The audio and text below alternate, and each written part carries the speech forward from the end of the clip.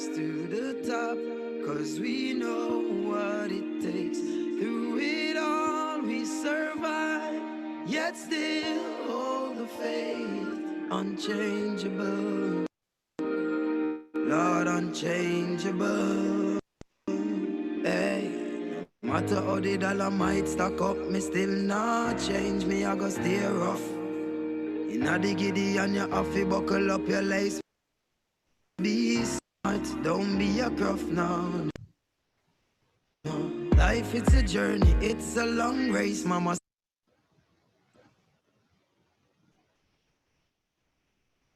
Say son, be wise and don't bring disgrace. So me take up the broom and start sweep the place. 'Cause all these ways they got to get erased. I love to me people that me embrace. The truth are the truth and that can't erase. So hell to all of those who want hate. Just send me to finish this race. So we ain't giving up now. We put up a fight. We got to be ready. 'Cause time's getting dreary. Just said don't you worry, I'll be in a hurry, Lord. We got to be ready. 'Cause time's getting.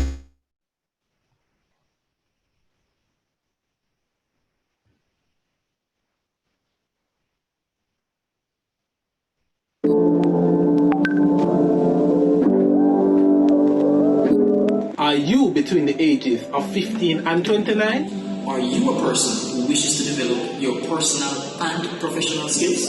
Are you interested in entrepreneurship and volunteerism? Do you want to learn about climate change in a post-COVID-19 era? If you answered yes to any of these questions, then this is your opportunity to be a part of the NYPJ Youth Development Seminar Series. 4 seminars will be conducted over a 2-week period in the month of August, where we will engage in presentation geared towards helping youth overcome. Follow us on Instagram, Facebook, and Twitter, where more information will be shared. We look forward to seeing you. And as always, stay safe. With my 2 hands in the air as far as I can.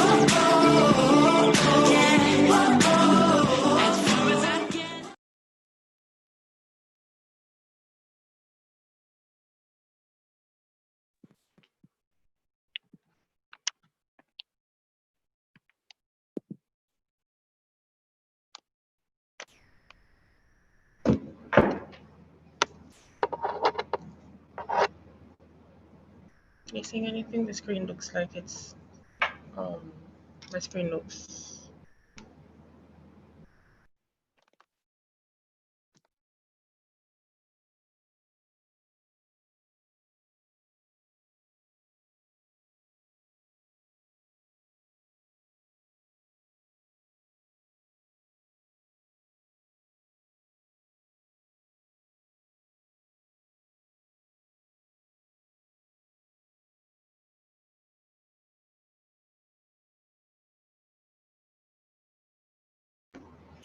mic check 1, mic check.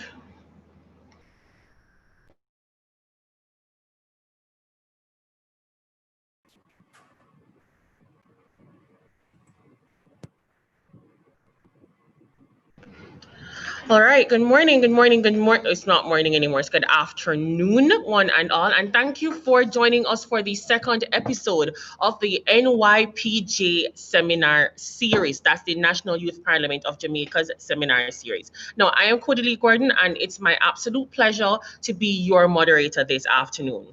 I'd like to take this opportunity to thank each and every one of you for being a part of this initiative, because the aim and the focus is you helping youth overcome. I'd also like to give a special thanks to all of our presenters. I can't wait to hear what you guys have in store.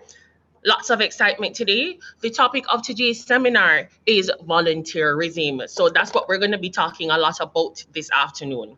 Now, just for a bit of housekeeping matters, we're going to be running a pretty much tight ship today. So I'm going to just basically be giving you a layout of what is going to be happening, and then we're going to jump right into it because we don't want to waste any time. I can't wait to hear what we have to talk about because, wow, the last session was pretty good. So if that's any indication, today is going to be even better. So as I was saying about the housekeeping matters, there is a social media wall. We like to keep somewhat of a social media presence. So for those of you that are on Twitter, I'm going to be asking that you tweet either during or after each seminar with the hashtag helping youth overcome, capital H, capital YOU, and capital O. For those of you that are on Instagram, I'm going to be asking that you go on the NYPJ page. That's the National Youth Parliament JA. That's their page on Instagram. And you can comment under their last post, which should have the schedule for today's seminar, volunteerism. If my memory serves me correct, it's in purple. So it should be the last post on their page.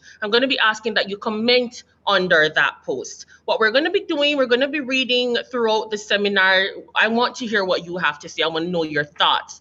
After the seminar, we have a prize. We're going to be giving one person, one of the tweeters, one person that has posted a comment on Instagram, we're going to be giving you a little something, something. You know what I'm saying? So please let your thoughts be heard or shown or seen, however you want to put it.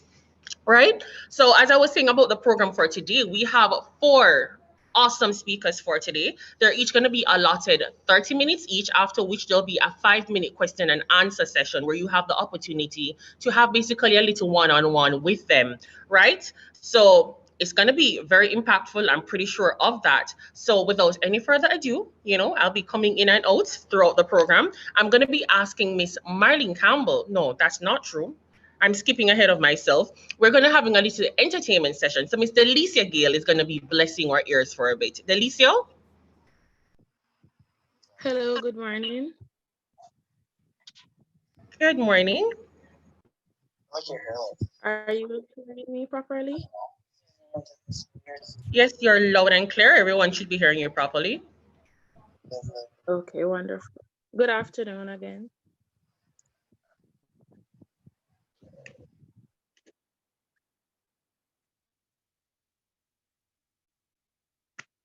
There's a land that I've heard about so far across the sea. There's a land that I have heard about so far across the sea. To have you on my dreamland would be like heaven to me.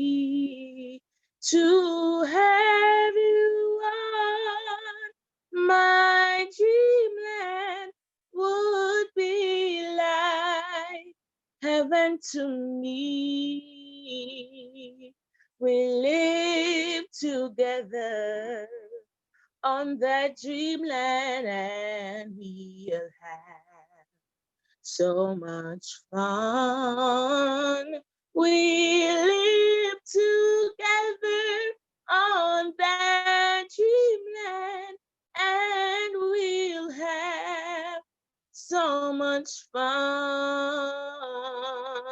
We live together on that dreamland and we'll have so much fun. We live together on that dreamland and we'll have so much fun. We're gonna break fast from the tree. We're gonna honey from the bees. We'll take a ride on the waterfall. We'll count the stars in the sky. And surely we'll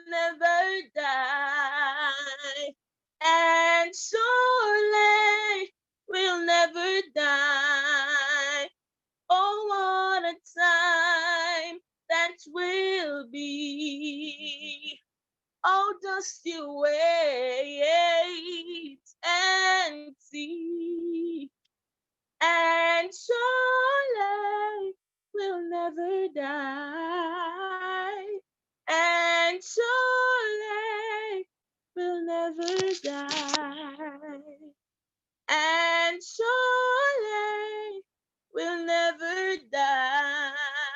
So just you wait and see.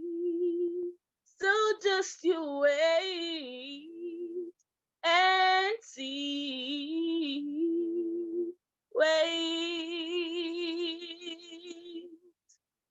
Thank you.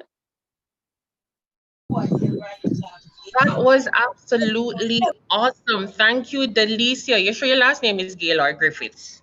For those of you who do not understand my reference, that song, as I know it, is Dreamland from one of our Jamaican icons, Marcia Griffiths. So thank you very much, Delicia, for starting us out on the right note. Now, I'm just going to be asking all persons, if you are not going to be speaking, please mute your mics. We do not want to cause any interference during the presentations. Additionally, I want to give just a bit of a shout out to Amoya Allen. She was absolutely early. Good job, you know? It's good to be on time. So, Amoya, big up yourself.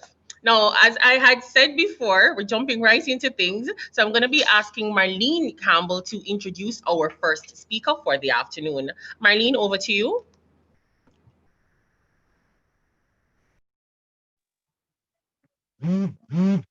Okay. Good morning, everyone. I am Marlene Campbell, and today I'll be introducing to you rather Ms. Dental, who will be our guest speaker on youth and volunteerism. So I'll just get right into it. Ms. Gentles hails from the beautiful parish of Westmoreland and is a proud alumni of Manning's School. She currently attends the University of the West Indies, Mona, where she is a second-year student pursuing a double major in marketing and psychology. She enjoys volunteerism and is a philanthropist at heart. In her spare time, Peter undertakes several leadership roles that allows her to express her philanthropic attributes. She also enjoys reading, cooking, and socializing with friends. Volunteerism and leadership is not new to Miss Gentle. Since her time at UWI, Peter Gay has served as Taylor Hall's EAC Secretary, the project manager for their mentorship program, and Deputy Gill External Affairs Chairperson. Today, Ms. Gentles serve in many capacities, including the Guild Education Environment Trust Ambassador, Guild External Affairs Chairperson for UWI Mona, Taylor Hall Deputy CEAC, and Pageant Coordinator. Peter Gay is a true believer in service-centered leadership, and as she goes by the philosophy, a life of significance is about serving those who need your gift, your leadership, and your purpose. As this optimistic, lively world changer makes her way to the stage, please help me in making our guest speaker, Miss Peter Gay Gentles, welcome. Thank you.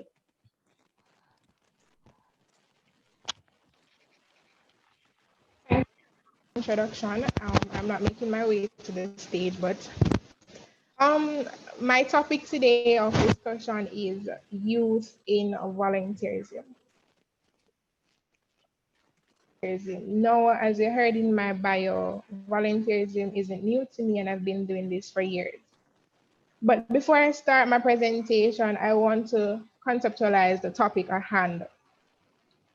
Youth. Youth, who are youth and what make you a youth? So a youth is anybody between the age of 15 and 24, and this was stated by United Nations. Some places might tell you that youth start from 10, but the last statistics United Nations gave said 15 to 24. Volunteerism is the practice of providing time and skills for the benefit of other people and causes rather than for financial benefit. So, why is volunteerism important to the community and to the individual who are volunteering? In any volunteerism project,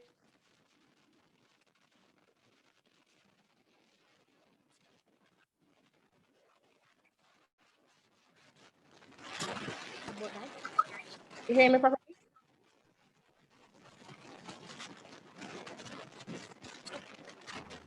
There's a bit of breaking transmission, but you should be back online, so you can go ahead. Okay, so I was saying with any volunteerism project you do, it serves as some benefit to the community you're helping. Whether it's a community in your parish or on campus like University of the West Indies. But it provides, as volunteers, we provide extra human resources to the development of a community. If it's a project that's going to do beautification, we help with that. It also provides extra resources when you volunteer, not just human resources, that is. And most importantly, it builds a stronger community, a stronger sense of community identity, and a stronger, and not just that bond you have with your neighbors. Volunteerism that a lot of person don't volunteer because there's no reward in volunteering. And I want to debunk that myth because there's so much benefits you get from volunteering. Not only are you helping others, and not only are you helping your community, but you get benefits for yourself. So volunteering connects you with others. So if you're home and you feel like I'm lonely or you just feel isolated or of that sort, I am an extrovert. So, and in my bio, you'll hear that I like socializing. So realize that with volunteering, you are connecting with others and you widen your social circle. Sometimes you even gain new friends, not just meet new people, but new friends. And that's a reward from volunteering to build self-confidence and self-esteem. Doing good for others and your community helps to create that natural sense of accomplishment. So you hear that, oh, Peter Gay was in charge of that project, and then the project impacts so much lives and whatever. You feel somewhat accomplished, you feel somewhat confident in yourself, and in return, you have a higher self-esteem. Volunteerism is important for physical and mental health. And a lot of persons wondering how will physical health or whatever boosting your mental health in return boost your physical health. It volunteerism also lower blood pressure and gain a longer lifespan. And it is based on research and statistics. With mental health, it helps with stress and depression and anxiety. Volunteerism can be a way how you express yourself. And this is personal because this is a way how I express myself. So I realize I'm always on a voluntary project or I'm always doing some sort of leadership because it's just a way of expressing myself. So it decreases my chance of being stressed out or depressed or my anxiety acting up. Importantly, volunteerism is important for your career development. In an increasingly competitive job market, volunteering experience can be incredibly useful. It shows your potential employers that you can take initiative and that you're willing to give your own time to improve the world for other people. So those are just 6 ways how volunteerism is important. Why should youth volunteer, or how do they volunteer and play their part? When I use volunteer in a voluntary project, you're not just providing extra hands as a volunteer. You bring new ideas to the table, and several times we'll hear youth are the future and youth are the tomorrow and stuff like that. If a volunteer project only have elder persons on a committee planning a volunteer initiative, what they might put on the table and what they might do will be different from our younger generation. Therefore, the projects might not be of that much benefit years to come than when innovative ideas come to the table and creativity come to the table from our youth. So that's why it's very important to have youth. Now, a very important part of my presentation that I was supposed to talk about is how do you start volunteering or how do you get motivated? And I want you to ask yourself the question before I even go into that is, are you passionate about the cause? So if it's a voluntary project where we're going to give out stuff to the elderly, are you passionate about that? If it's a volunteer project where we're going to go into the hospital and do something, are you passionate about that? And personally, I can tell you, if I'm supposed to volunteer at a hospital, it would have to be administration. Then I don't want to go. I have a fear for hospitals, and therefore I'm not going to say I'm going to volunteer as a hospital. I'll ask somebody else to do it, but I won't. Do you want to volunteer for a one-time thing, or are you looking for projects that is over a year or years to come?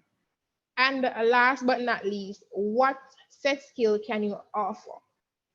So you're not going to volunteer on a project that you have completely no idea about, completely no care for, and you can't bring anything to the table, so you're just volunteering to volunteer. When you start volunteering just because you're volunteering and it maybe look good on your resume, or you just need to get some volunteer hours, they just go somewhere where you have no absolute care for, and your talents cannot help in no way, shape, or form there. It becomes tedious, it becomes work, it becomes I'm working for free. And that should never be the case, because volunteerism is not work. So when deciding if you're going to take part in a voluntary project, you should have some love for the project. So you'll always see me volunteering with a child home, at a child home, or elderly, a place for elderly, because I care about that. But as I said, you won't see me volunteering at a hospital where there's blood and all of that. No. And you'll see me volunteering is in places where they need somebody with talents that I have. So that's how you decide whether or not a project is for you. And volunteerism is for everybody. How do you get motivated? A question: do you have a desire to give back to the community? And if you have a desire to give back to the community, you'll see yourself looking for opportunities to volunteer and give back. Now, personally, I am from very, very, very humble beginnings. I'm from Westmoreland. And you realize that growing up, there was a lack of some resources in the communities. And when I say resources, it's not just about physical resources. We didn't have a lot of mentors as youth growing up. And I grew up in church, and then I realized that churches have resources that they can give to communities. And I helped out. And one of my questions that is always asked, when did you start volunteering? I really started volunteering from around 12, and that's when I started high school. I might have been volunteering before, but it wasn't really, oh, I'm volunteering. I'm just helping out, which is volunteering, but yeah. So I become an established volunteer around 12, beginning Manning School. And this is where we would have, as the youth on the youth committee at my church, we'll have made packages and bring to the communities. Also, passing GSATs to go to Manning's is really a big accomplishment. And there are persons in my community who didn't have that level of understanding subjects, or so I'll offer my time after school. You see me teaching kids, you see me, come, let us help with your homework or whatever, because I had that desire to give back to the community I'm from in any way I could. And at that time, it was just academics, because it's not like I have money to go and buy stuff for them or anything like that. So I take my books, I'll help them and stuff like that. So how do you get motivated? You have to have a desire to give back to the community at hand. You have to use your skills. So at that time, you saw me using my academic skills. Now it's also my leadership skills. And it's not just the care for the community alone, like a community like Negril, but it also a care for the University of the West Indies community. Also, I volunteer to meet people like me, like-minded people who love volunteerism. Some of my friends know that are really in my close circle is I met them through voluntary projects. And fun fact, I volunteer to have fun, and volunteerism is fun. Painting a school is fun when you have the music and you're painting and everybody talking and laughing and stuff like that, but we're getting things done and we're developing our community and at large our country. Also, if you want to be, if none of those motivates you, so if you don't want to use up your skills and you don't have a desire to give back to the community and you don't want to have fun and you don't want to meet like-minded people, let it be that you volunteer because of self-development, because volunteerism is really a win-win situation. So yes, you're developing the country and the communities, but you're really developing yourself. You're building on that skill.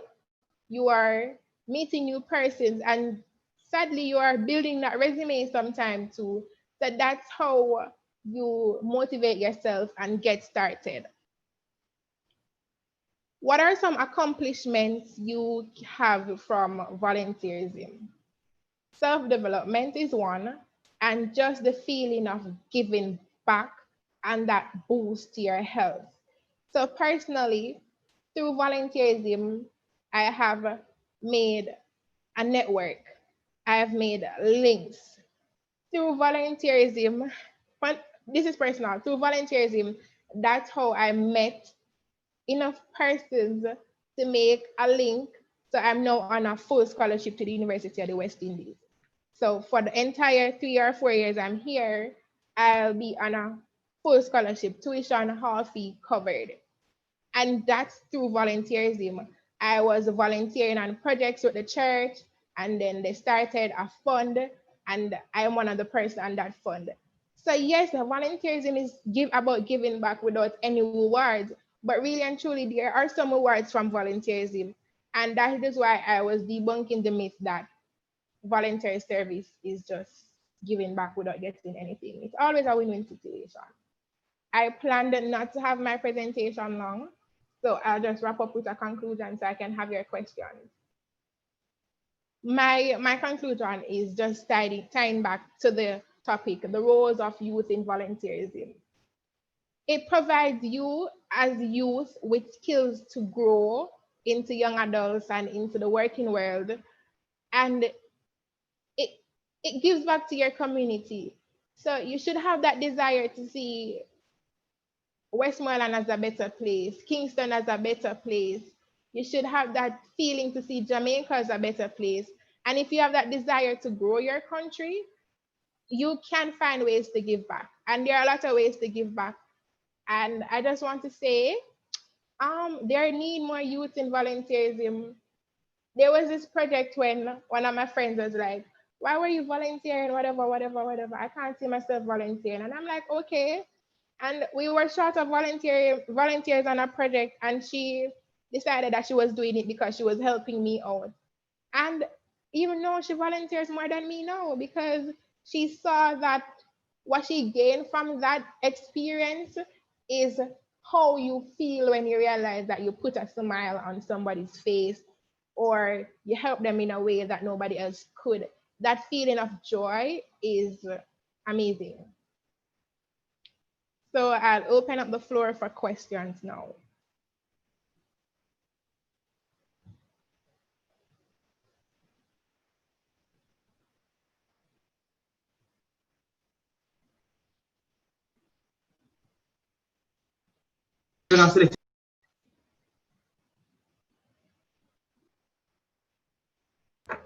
If anyone has any questions for Miss Gentles, now is the time.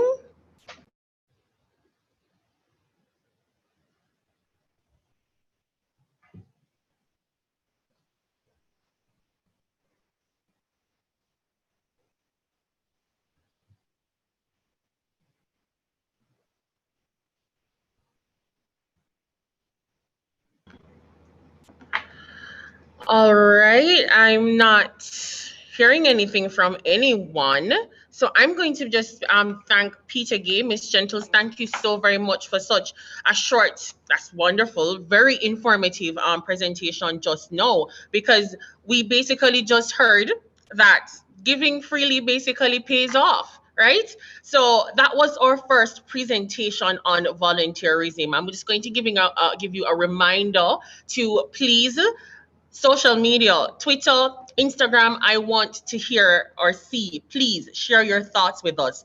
Use the hashtag helping youth overcome on Twitter, which is helping YOU My apologies, helping youth overcome capital H, capital YOU, and capital O, right? Also on Instagram, I'm asking you guys to please comment under the post on volunteerism, right? So moving on to our next, going to be asking for the introduction of the second speaker from Savoy. So Mr. Najee, you may be able to introduce the second speaker. You need to mute your mic.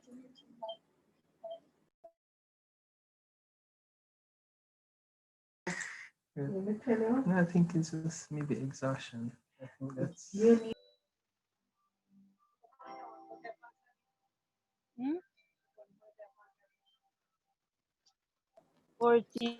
All right.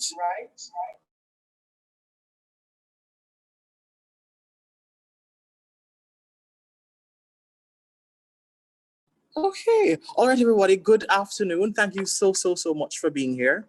This afternoon, the honor, privilege, and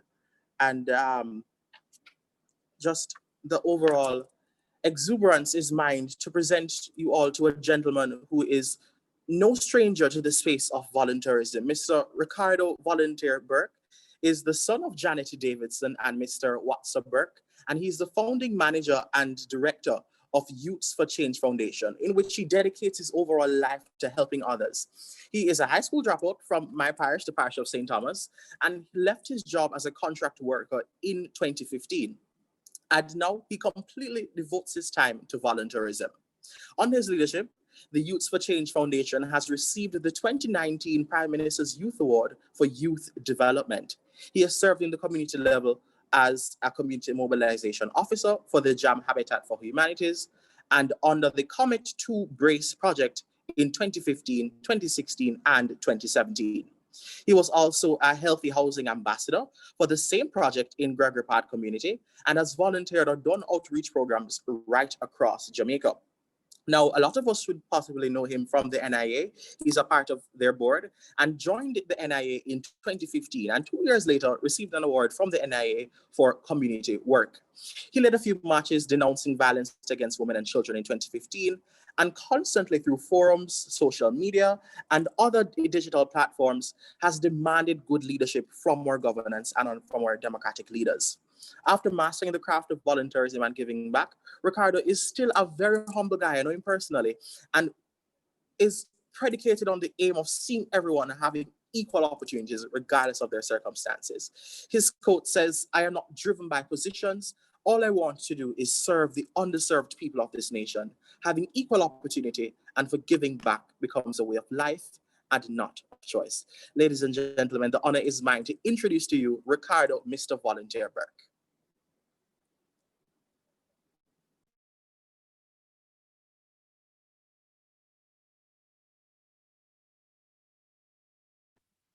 Good afternoon. Can everyone hear me? Yes, Ricardo, hearing you. Hey, Jamie, what's up? Good afternoon. So my name is Ricardo Burke, and after that speech, I don't know what to say much, but I don't know where you get that right up. But thank you very much for the introduction. And I'm not sure about mastering the art of volunteerism, but more like a servant to job people. So I should speak on volunteerism. And I'll pick up from the first speaker. She made some very important points in terms of volunteerism. And as she rightfully said, is that you have to have a passion or love to want to see people and communities a better place before you enter the space. And to be honest, I used to speak out against persons who are seeking just opportunities. They volunteer just to get opportunities. But at the end of the day, I come to realize that if they only serve for 6 months and get an opportunity and leave, at least they make a mark on someone's life in a positive way. So it's a journey that must continue. As it relates to my story, which is a very long one and probably a more emotional one for me, because a few years ago when I speak about my story, I'd normally break down or something like that, but I'm more reserved now. But I started out in 2014. Youth for Change Foundation started in 2014. And when we started out, I personally didn't know the word volunteerism. I didn't know much about that word, believe me. it was when I started hearing that word over and over and over and over again. So I started out in 2014 with a friend called Lincoln Thompson, and we just wanted to do fundraisers to send kids in Gregory Park to school. And the organization has evolved past just children, and we now basically cater to all age groups and communities. So we have done projects right across Jamaica where we do care packages. Before even COVID-19, we had this project where we started 2 years ago where we do food drive and social media and go into rural communities across Jamaica, distribute packages to random communities. And these packages go to seniors and disabled persons. The foundation over the years now, we got a space to open we were looking at space to put our headquarters, and we got a space, which was a bar actually, to facilitate or do the operations of the organization. And NIA at the time assisted us in opening the center, where we currently have about 12 computers where students can access computer and internet free of cost once they're doing schoolwork, and adults as well. So we manage a homework center here in Gregory Park, and we have a kitchen as well where we do breakfast for about 35 children each school morning. And in some cases, we also give lunch money. As it relates to individually, as a person, it has helped me to grow into a better individual because, as I said before in the introduction, I got expelled from high school, and it wasn't really in a bad way. It was basically someone was bullying another youth, so a youth that bully another youth, and the type of person would be like seat. So basically, I step in and you get in the allocation and thing, and it turned out violently, and the school just expel me just like that. We don't even meet in the board. Only if we know more things about school system now, back then. But yeah, so basically I got expelled from my school about a month before CXC. I wasn't a focused person in high school either. I was one of them troublemakers, so probably that's why I get the expelled. So yeah. I left high school and was just a youth on the corner, just doing everybody else that do every other activity that I've been doing. And basically, I went back to art. Somebody introduced art trust to me, and I went back to art trust, and I was pursuing a level 2 in commis chef. And I can remember 2 weeks before leaving art, I got a job as a contractor at a prominent company. I think it is the largest food company in Jamaica. And I was working there for about 4.5 years, 5 years as a contract worker. And basically, I remember getting break one time from work because you work 12 weeks, you stay home for, I think, 4 weeks. 4 to 5 weeks, you stay home, and you work 12 weeks again, and I basically went. And I remember one time I got sent home, and the company changed their financial manager. And I was home for about 6 to 7 months with no work. And the frustration, the depression, everything, landlord wanting place and all these things, loan pile up on me and everything. And I remember when we started Youth for Change Foundation, we was just basically walking the community and asking persons what the community need and stuff like that, and trying to come up with solutions.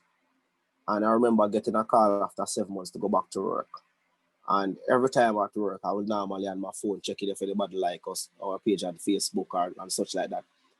And my supervisor would, every time you see, would say, Ricardo, every time you see you're on the phone, and that's not like you.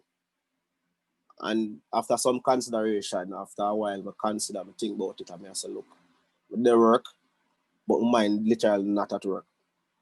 What am I going to do? And I run the idea by some friends, so look, I'm going to leave my work and take up this charity thing serious.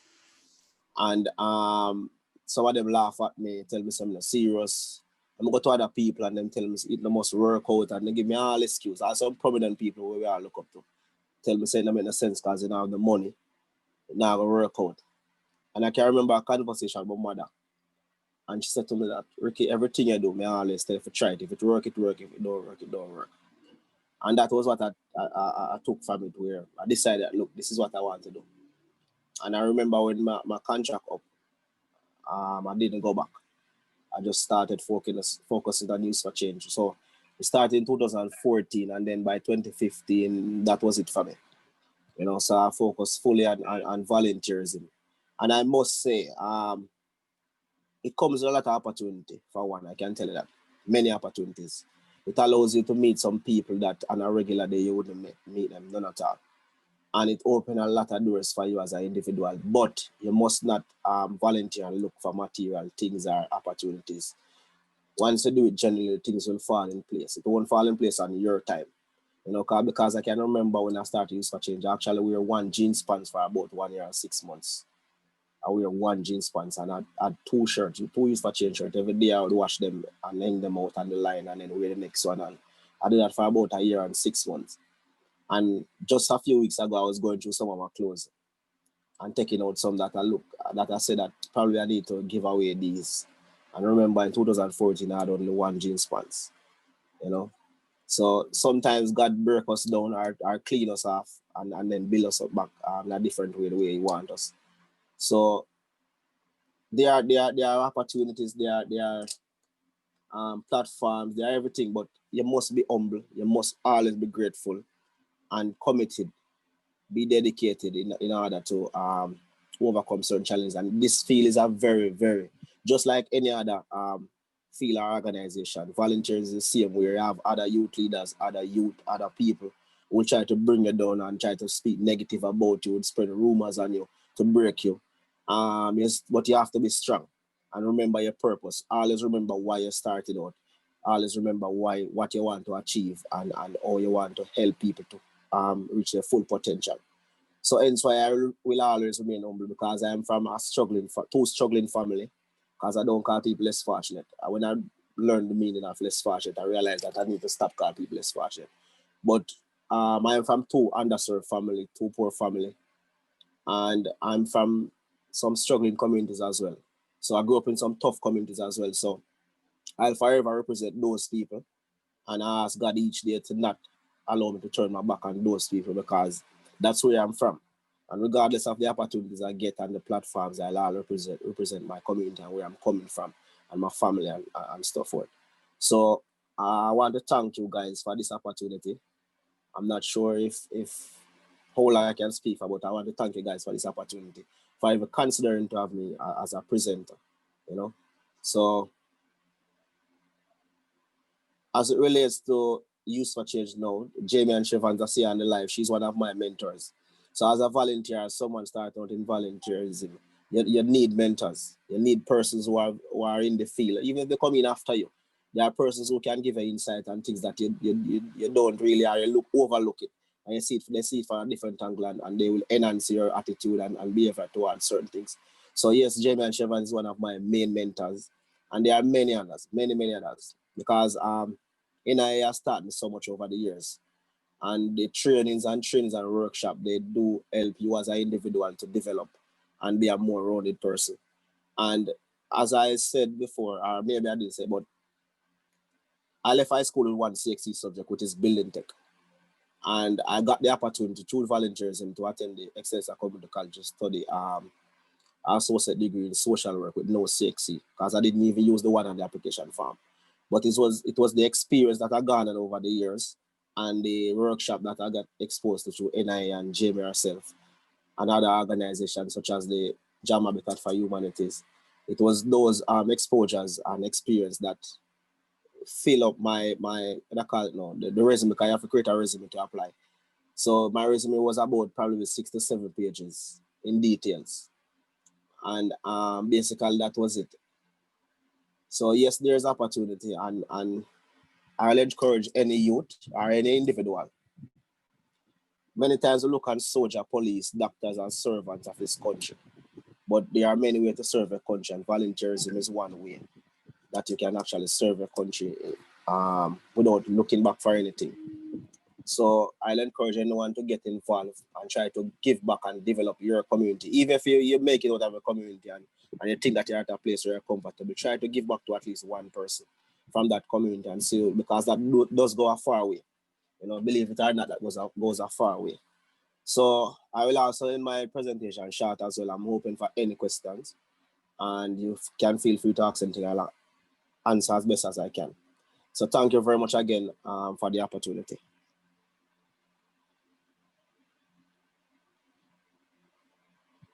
Hello? Anyone here?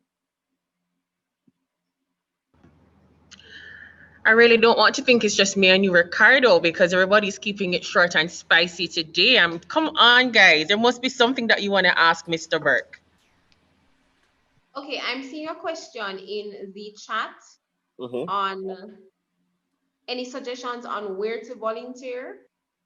I think that's a good question for persons who would like to know. So you could just go ahead and answer that, Mr. Bird. All right, so I always tell persons, and I must mention again that we actually have two branches. So we have a branch in St. Thomas and one here in Portmore. And it was that same question I got an encouragement that persons want to be a part of something why we actually pushed us to start that branch in St. Thomas last year, September. So next month, September 30, they will be celebrating their first year anniversary. And I always encourage persons that if you have a community and you want to start up a group in the community, I'm more than happy to help, and I know NIA will help as well. So it's just to find one person who want to see that change in their community. We provide support for them and see how best we can work together too. Because I don't like to create things when I tell people how to run their community, but help them to spark that fire and that flame in their community. So I'm more than happy to assist in that aspect. Okay, I'm seeing another question in the chat. Mr. Nunez is asking, how can I convince my peers to volunteer too?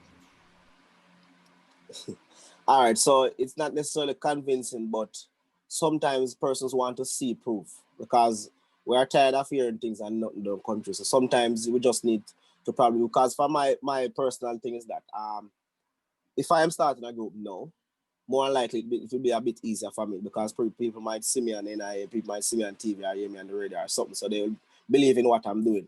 But try and invite somebody who have done it already to come in and speak. And sometimes there can be community warp. So for example, if you're in a community and you don't want to get involved or you want to get involved, but they're not that focused, you can invite other groups and organizations to come in and do a community walk, host to host, and invite them to a meeting. You know, and just like our party promoter promote them party, sometimes you have to promote it that way.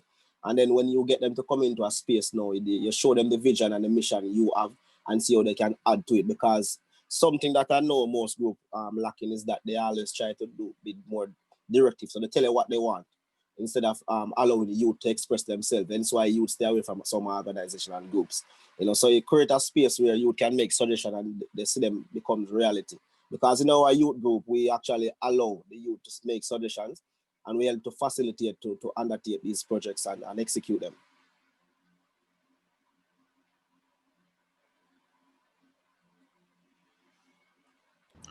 Just start at 2 minutes until any cards for them to do. All right. Thank you so very much, Ricardo, because, well, that was very aptly named, innovative volunteerism. So we're basically seeing that sometimes you don't have to go to the avenues that have already been created, but you can create your own avenues. If there's a niche that you see that needs to be filled, it's up to you to try and find a way to fix it. And I like the way that you use your own circumstances to uplift you. And that is something that we can all do. We can look within ourselves, we can look within our communities and see what is missing. What is it that I can do to help? Because at the end of the day, a lot of the times you're not just benefiting the wider community at large, it also does something good to you knowing that you're doing something good for others. So that is totally awesome. Okay, I'm seeing another question. This is from Yanish Bennett. For an individual who wants to assist individuals with career or academic guidance, what would be a strategy or way you think one should go about doing that? All right, so that's a very good question. And just as I said that just last week I was in a conversation with a US Navy female. She's a Jamaican, but she's in the US Navy, and she wanted to give back to Jamaica. There are many ways to do that because I met this young man 2 years ago in Portland, and when I met him, his mom don't have any light, no water, no stove, so they actually cook on like two metal thing. And when I engaged that family, we assisted them with a stove and stuff and helped them out for a period of time. And that young man did I think he did 8 CXC and got 7 because I went back to visit him. And his mom told me he got 7 CXC from the 8. And these are stories of persons that need that little push because you're looking at a young man without electricity. So that means you have no computer. They don't have a sturdy phone to use. So how does it do it? So these are persons that we need to find. And the communities, almost every community have a person like him. So these are people we need to look forward to giving the push more than because I realize most persons focus on the urban areas in Jamaica only. So these are places we can actually tap into and find persons to awards these scholarships and stuff and nurture them, help them to grow, because they will develop this sense of giving back as well. So they will actually pass it on because they will know that, look, this is where I'm coming from. So I want to give back to this because I got this opportunity. So that's one place you can start. You can do it also through community groups or organizations, because the community groups and organizations such as the police youth clubs and the community youth clubs, they actually know their community in some sense to know that persons in the community who need these assistance.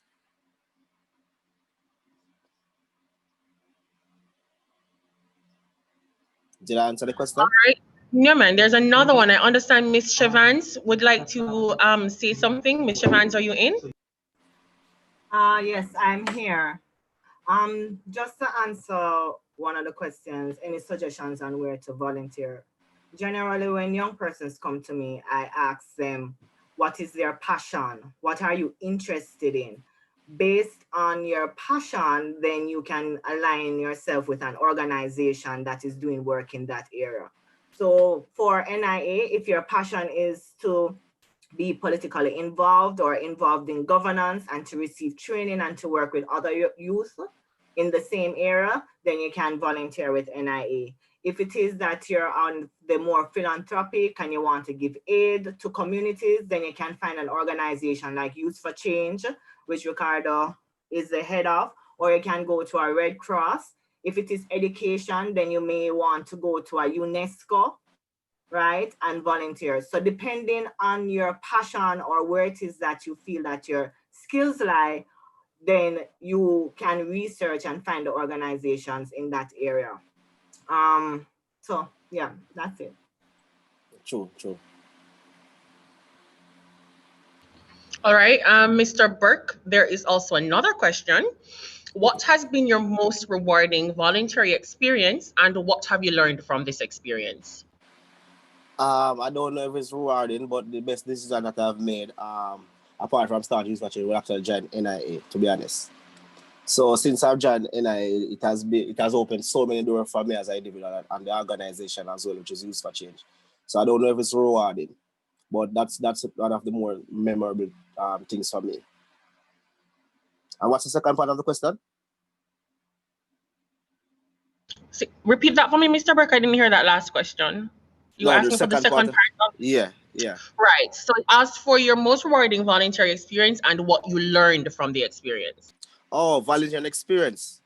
So as I said before, being with NIA, because I can remember one of the biggest platforms that I ever spoken before, like in my early days, it was actually at a community event in, I think, Old Harbour Road, where I represented the organization to deliver a speech. I was very nervous, but it didn't show. But that's one of the things that I will never forget. And for me, as a young member, to get that opportunity was a big thing for me at the time.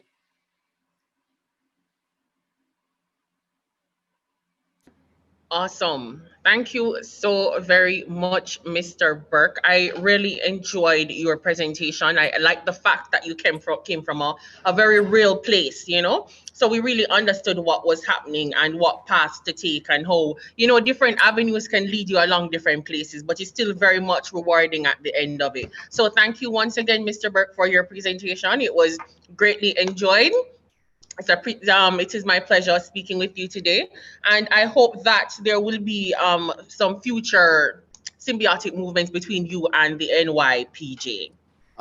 Before I go, I must say that in the future you will be seeing me in St. Thomas a lot, because that parish need my help. That's where I'm from, so you'll see me in St. Thomas a lot. No, I'm sorry. There was a bit of a break a while ago. I didn't hear what you said after you said in the future. No, I'm saying that I'm always available for any partnership and to help anyone. But I'm saying that you will also see me in St. Thomas a lot going forward, because that's where I'm from, and I want to help in the redevelopment of my parish as well. That's awesome. So anybody here from the St. Thomas area, just make sure you link up with Mr. Burke if that's what. Oh, Siobhan Sutherland wants. Okay, not a problem. Mr. Sutherland would like to say something before you go. Go ahead, Mr. Sutherland. Right, good afternoon. So, Ricardo, I must say you're doing a wonderful job. I am from St. Thomas. I'm very passionate about the parish. And you just said you will be in St. Thomas more. And I would like to partner with you to get, just to get some work going. I myself, very passionate about volunteerism. Actually, I'm a member of the Lions Club of Mona. And I just love to volunteer overall.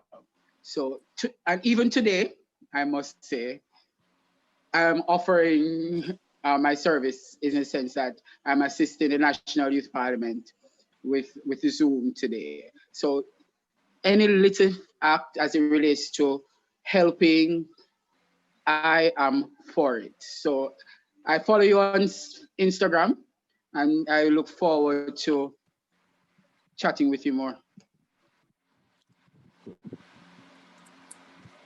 Hello? Yeah, so that's no problem, bro. Just send me a DM and then I'll respond. And before I go, I also want to make it clear that we recently received a grant from the Commonwealth Youth Council, and that grant will be used to give care packages to youth in St. Thomas as well. So we'll be giving out care packages, I think this week coming, which is next week. Next week to a few youth in St. Thomas. Big things happening. Big things happening. Thank you once again, Mr. Burke. Right. Okay, so Marlene Campbell is saying great work. Awesome. This is also, as you can see, a great opportunity for those of you listening. Networking, you find out who is who and where they are and how you can align your like interests. So don't pass upon some of these opportunities that you have to get to know certain people, right? Your previous presenter had said to you that it is because of volunteering and getting aligned with certain people that she was able to gain certain scholarships. So you never might know what can happen with you and what's in store for you. So thank you so very much once again, Mr. Burke. Thank you very much for the opportunity. You're welcome. All right, so moving on, I understand that everyone is in a let's keep it spicy today. So everything is short and sweet. That is great. We're going to be moving on to our next presenter shortly. I am urging you guys once again, let us keep a social media presence. Remember that I have a little something for you after the seminar. We're going to be giving out a little prize to the person who has we're just going to choose a tweet that seems more apt and a comment on the Instagram post. And also remember that we're going to be doing a poll after the seminar. So I'm going to also be asking guys to participate in that. Coming up next, just moving right along because we're moving so quickly, I'm going to move on to let me just confirm, just a moment, please.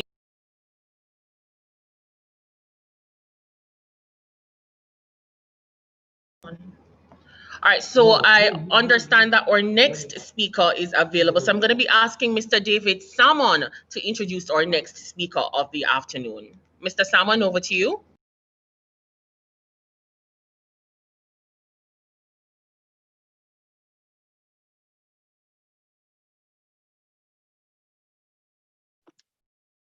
Thank you very much. Our next speaker is a very exciting young lady. Her name is Lanika Roden, and she is an experienced educator, project manager, and environmental consultant, marine scientist, entrepreneur, and a Master of Philosophy candidate in environmental biology at the University of the West Indies. She holds a Bachelor's of Science degree in marine biology and international relations, and has extensive certification in project management. She has contributed significantly to the areas of youth development, environmental sustainability, vitalization of the blue economy, and renewable energy. Danica serves as the Vice Chairperson of the Governor General's I Believe initiative and has been awarded the Governor General's Award for Excellence in 2015 and the Prime Minister's Youth Award for Community Service in 2017. For her work in helping to promote the role of STEM in development and science education in Jamaica, she has been named the youngest member of the Organization for Women in Science in the Developing World. Lenika is also the executive director of eBiome, a scientific research consultancy which helps to promote and transform the role of STEM in Jamaica. The company was named a finalist in the Vincent Hosang Venture Capital competition in 2019 and has operations not only in Jamaica, but in Trinidad and Tobago. Lenika is a certified PADI open water diving specialist and project manager who specializes in proposal writing and development consultancies, presentation development, monitoring evaluation of projects, execution of projects, and risk mitigation and management. That is why I am very happy to introduce our next speaker, Miss Lenika Roden. Hi, everyone. Thank you so much, David, for that lovely and detailed introduction. I hope that everybody is doing well. Can you guys please allow me to share my screen, have a PowerPoint? Okay, thank you.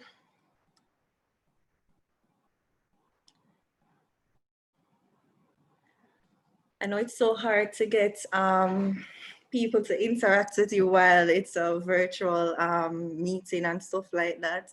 But I hope that everybody is doing great. Everything is airy on the Friday. And, you know, it's a pleasure to be with you all this afternoon. Sorry for joining so late. So we'll be looking at project management and as it relates to volunteerism, you know, the projects that you do as a volunteer and stuff like that. So for the content, we'll be defining projects, why are projects necessary, steps involved and tools, and volunteerism. If I sound tired, guys, I literally had to rush here to get because the session started a bit earlier than I anticipated. So I'm still trying to cool down while delivering the presentation. Ooh. All right, so let us examine this list. So firstly, don't think about project management as something abstract, right? When you look at developed worlds and the whole sustainable development goals and stuff like that, you realize that without projects, how can we achieve a developed world and how can we achieve the sustainable development goals and their tenets? So low gross national product, GDP, and GNP and GDP, low per capita income, lower uneven growth rates. These are all problems of the undeveloped world. And these problems, along with youth unemployment and other youth-related issues, are reasons why countries undertake projects, reasons why organizations undertake projects, and the reasons why the World Bank and other international agencies fund projects, right? Because there are issues that exist and somebody has to do something to solve these issues. And most of the times we cannot just take a long-term approach where we're implementing a program, because you know that's the difference between a project and a program. A project is more short-term, while a program will run for 10, 15 years, something ongoing, right? So basically, in project management, we use resources, and no matter how much of these resources we have, we still have to realize the fact that these resources are limited, especially as youth leaders. We all know about limited resources and what that means to us. It always has to do with funding. So projects are selected that will yield the greatest return per dollar spent. So even though when you're talking about a project in an inner city community, for example, to increase the level of young people in the community of Trenchtown, let us use that project for example. So the project that we're using, because I needed projects to refer to throughout the presentation to kind of help you to understand the different technicalities of project management. So one project that we can refer to is a project that we're doing in Trenchtown, and we're targeting 30 youth. And to keep it balanced, we want 15 females and 15 males. I'm writing it down. And what we want to do, so the objectives is to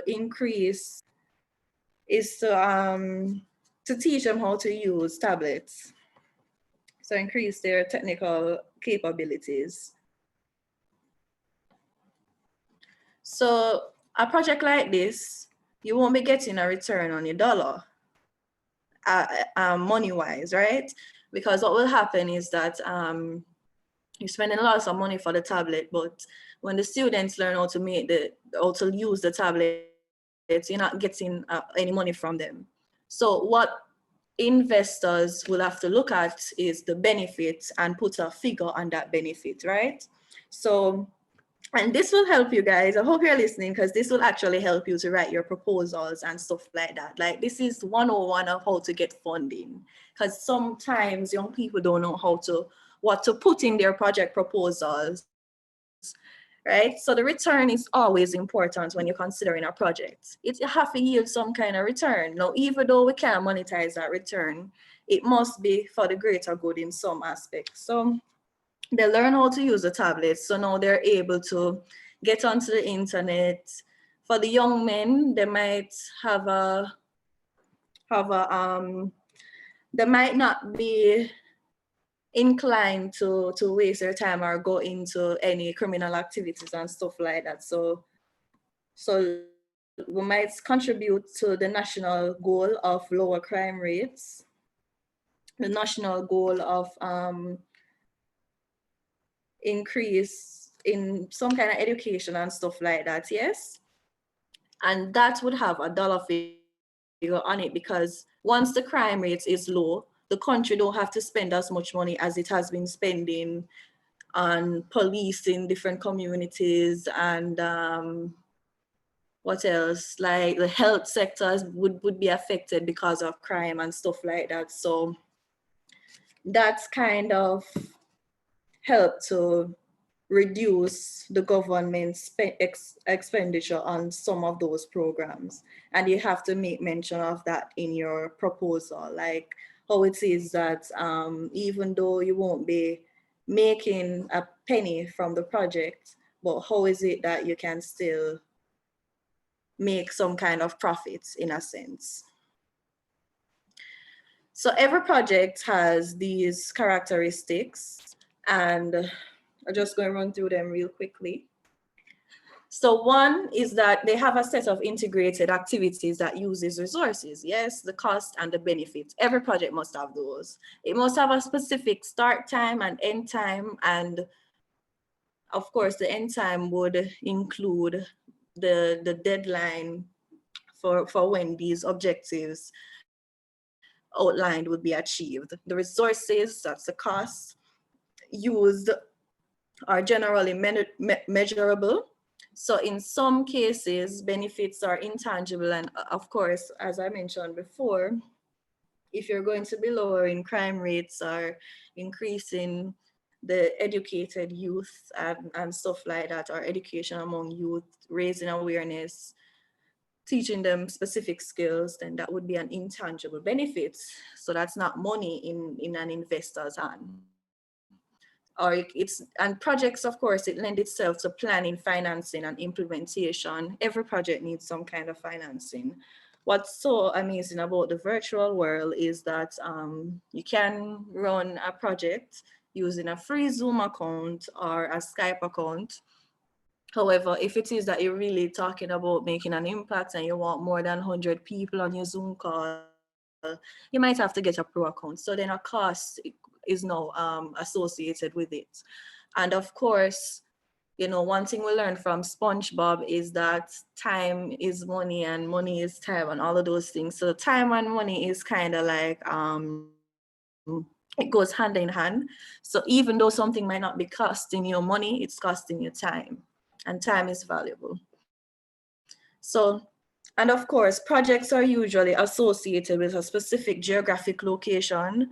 So with the virtual world now, post-COVID, we can see that geographic location is not necessarily that important anymore because we are crossing borders and we can easily launch a global project now than before. So basically, what's a project? Just a formal definition. So it is a set of integrated activities planned, financed, and implemented as a unit over a specific time frame and involving the use of resources to achieve certain desirable objectives and benefits. So yeah, and if you're doing a project, the objectives and the benefits are just as important as the planned activities that you have, the money, the resources in terms of the efficient use of resources, so the efficient use of people, the efficient use of money. I just heard somebody's mic, which was very so welcoming. So if you guys want to interject or stop me at any point, please feel free to do so. I'm going to get technical in a minute. So if I need to slow down, let me know. Right, so what we're going to be looking at is a typical project cycle. So first you have identification, preparation, appraisal and selection, implementation, and evaluation. We look at each of them individually. So yeah.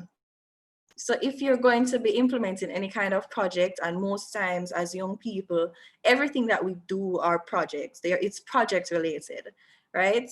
So we come up with an idea and we just start doing whatever we want to do in a specific community, whether it's a back to school treat or a homework assistance program.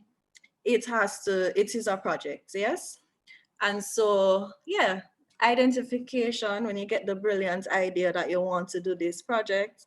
And of course, ideas will come from various sources. Some might be resource-based, market-based, needs-based. So it all depends. If it's a business plan or a business project, then it might more likely be market-based.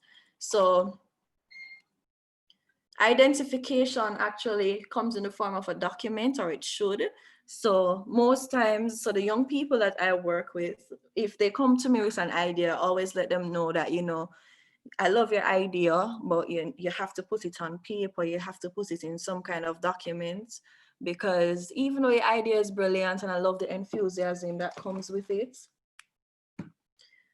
when you're going to be thinking about getting funding for certain things, you need to have a document, you need to have it written, typed up or something.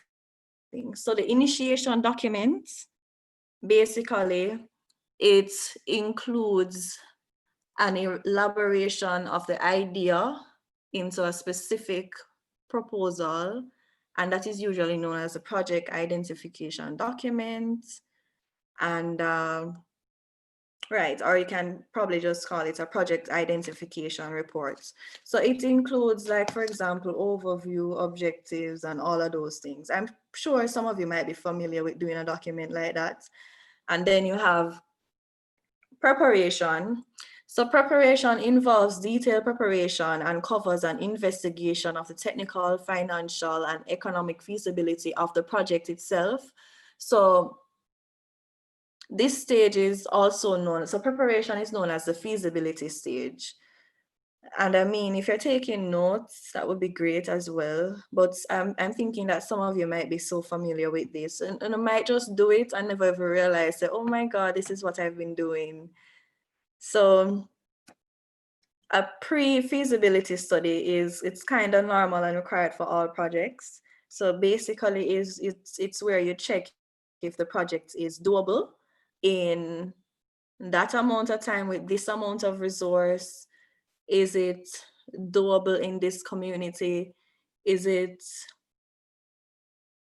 basically if you have the capacity to take this on? So there are different kind of ways you can test, or there are different factors. I'm seeing the chart. Let me see if I can open it. Not sure if it's a comment as regards to the presentation. Yeah, okay, right. So it would be similar to like a business plan. It would be similar to it, yeah. So Any new project, products, process, or business venture has to be thoroughly analyzed in a comprehensive feasibility study before a decision is made to go ahead or not. So a feasibility study is a comprehensive report about the project that details clearly the strengths, opportunities, weakness, like a SWOT analysis of the project itself. So feasibility studies are very important, guys. A lot of times we just jump up and go do a project, and sometimes the project that we're doing it wasn't even needed, or maybe we didn't even have the resources or the competencies to even do a project of that nature. So that's the reason why feasibility studies are important. And any funding agency that you're applying to, they would like to see some evidence of a feasibility study done.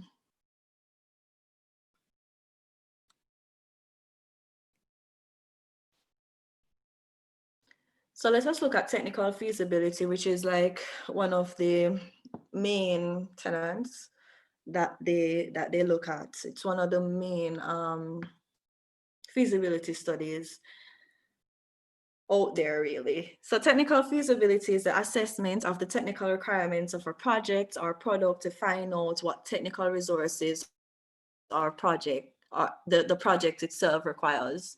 So can anybody give me an example of like what would be considered a technical resource?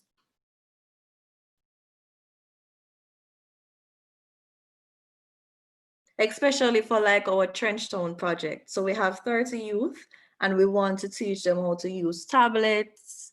So what would be an example of a technical resource that would be needed for this project?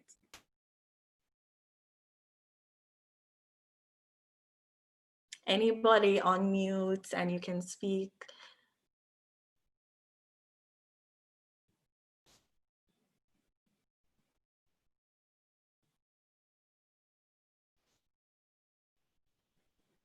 Nobody? Okay, somebody in the chat. The question is an example of a technical resource. So we're doing a technical feasibility study, and what would be an example of a technical resource for our Trenchtown project? So we want to teach 30 youth in Trenchtown how to use a tablet.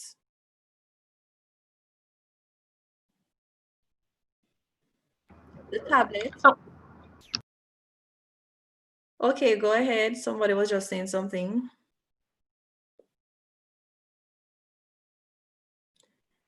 All right, so I'll just press on. So the technical feasibility study. Sorry to disturb you. Moya Clark had responded. She was saying that it was the tablets in response to your question. I saw it and I responded. Did she hear I hope she heard the response. So I said that yes, that would be considered a resource, but also think about the people with the different skills that you need, because they are also a technical resource.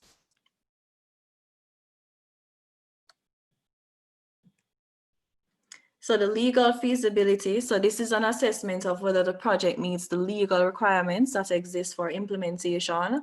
So an example is whether a new building meets the requirements of the law. So when you're doing a project that deals with development, so you're talking about development of different, say a new hotel or so, you have to check the laws that guide that area. So for example, every location or every lot that you buy, it has some kind of framework that says, okay, this land can be used for agriculture only, or this land is residential land, so you can only build a house on it, or this land is a commercial land, so you can build a restaurant or any kind of commercial business on it and stuff like that. And of course, most projects require approval from various entities. So like, for example, if you're doing a walkathon, you need permission from, I think, the commissioner or stuff like that too. Or you have to inform the police that you'll be doing this walkathon. and try to garner the support of the parish council as well.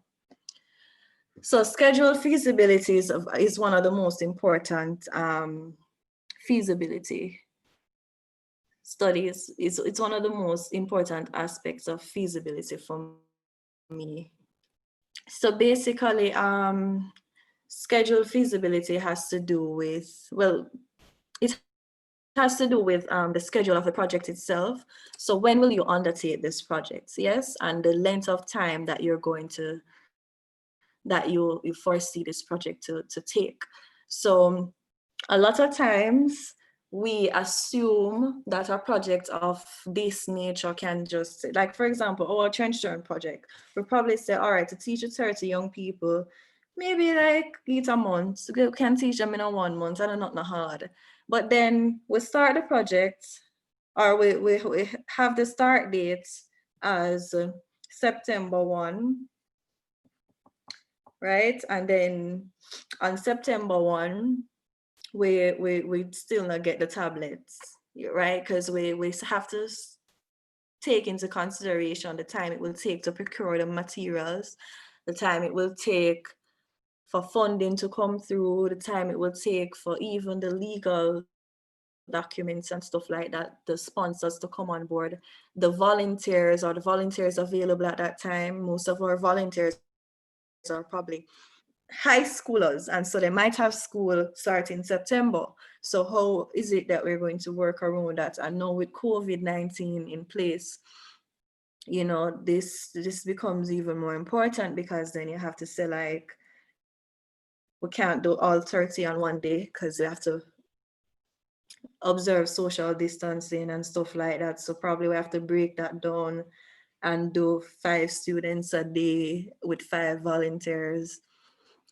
So usually you ask the following questions: when is the project due? So if you're hired to do a project, you will get deadlines and stuff like that, and say, you know, I want you to do XYZ by 3 months or 6 months time, and, you know, give me the results at the end of that time. So that would be like when the project itself is due. So you never ever set the last activity on the deadline of or the due date of the project. You have to try to end the project like a month before, because there is a process called monitoring and evaluation that must be done at the end of the project. So yeah. And then of course you ask, are there legal obligations related to the schedule? Within what time is the project or product viable? Yeah. And are the deadlines attainable? So economic feasibility, now this it's very straightforward. So you're looking at the cost of the project itself. So a study is done on the project to see how long it would take for the project to reach break-even point. So basically you're doing a cost benefit analysis. And as mentioned before, projects that young people usually do, it really not really it doesn't usually involve like a return, a monetary return on the investment. But as mentioned before as well, even though the return is intangible, it's still largely beneficial in some ways. I think it's more beneficial in the long term, because then the government won't have to spend as much as it would on certain areas, and that is still very much important, especially to the sustainable goal tenants. So this is a kind of a canvas framework, project management canvas, I decided to share with you all. So this takes us through the 4, or call it the 5 stages of project management. So you have initiation, where you're looking at what is a project, what is the problem that I need to solve. Yeah, this is where you do your documents and stuff like that. Your identification documents with the overview, the objectives, probably like a rationale, and the benefits that you expect to attain. And then you have the planning now. So you're trying to define the scope of your project, which really speaks to what is it, what areas do you intend for your project to cover, and what planning needs to be done, what resources you need. So you can do like a table for that section and how much it will cost. So that's basically like your budget, of course. And then you have execution. And during execution, you need to consider the risk that are involved in that project at first. You need to think about how you can engage your stakeholders. So a lot of times, this is where young people fall down in execution, because we fail to understand that there are stakeholders involved in project management or any kind of project that you're doing. So you might be thinking that, oh, but I have my own little foundation and I just do my own thing in a trench town. But there's still stakeholders that wouldn't, and it benefits you if you engage these stakeholders. You get me? Like if you're doing a project in Trenchtown and you send a report of the project, or if the project is 6 months long, then say every month you're going to send a project to like the mayor or the councillor or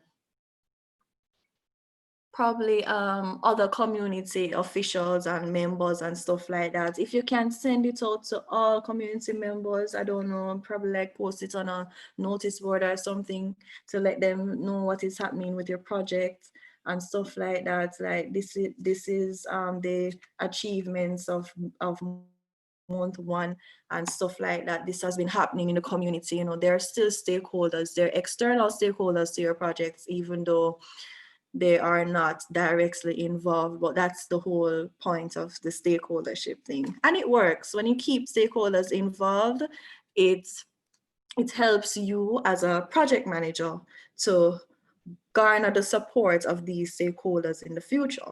So how do I communicate with my team and lead? So of course, leadership is a whole nother session to itself. I'm sure you've had that, I hope. And you know, leadership is all about communication, how you talk to people, ensuring that you communicate very well. You can't have a leader who doesn't give you updates, whether daily or weekly updates and stuff like that. So yeah.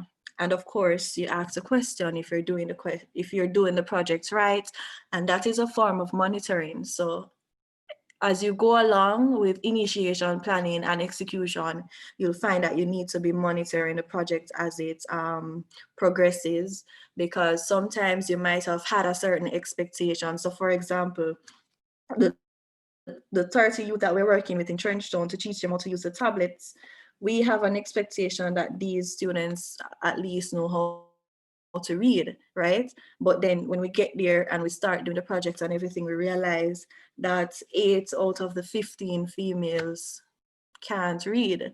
So what that would mean is that we have to, before we give them the tablets, we have to have a reading session before the actual tablet teaching session, right? Because if they can't read, how are they going to navigate their way through the tablet? So, and then you have the closure. So were the original objectives of the project delivered? What do I need to measure? And how will I give and receive feedback? This is another area that young people usually fall down in. Usually you have a project and that is it. You don't send out a form to say, you know, rate the project and tell me how it was. So how was it impactful for you? How can I improve the offerings of this project if I want to do something like this in the future and stuff like that? Even if it is a regular home visit, still try to get feedback, because maybe a member of your team, like a volunteer, they might have something valuable to add to say, you know, I think the program that we went to the home, or the fact that we went to the home and we never even have a program, was kind of sad, and we need to improve where it is that we get more organized and actually plan something for the students rather than we go there and hand over clothes. And this is a work breakdown structure. So this is like it's a project manager's best friend. It helps you to break down all the tasks of the project itself. So we would have in the project box at the top, trench zone, like basically the name of the project. And then you break down the different tasks and the subtasks and stuff like that. So for task 1, it would be to procure tablets. Subtask would be develop a list of sponsors, so people who have the money for sponsor the project and give us some tablets or get us some tablets. Then a subtask of that subtask would be to prepare sponsorship letters and stuff like that. I'm sure you're very much familiar with it. You might not have probably developed such a complex diagram, however. But it's a work breakdown structure, WBS for short. Project managers use the term a lot. So let us talk about our project staff, and I'm coming to the end, guys.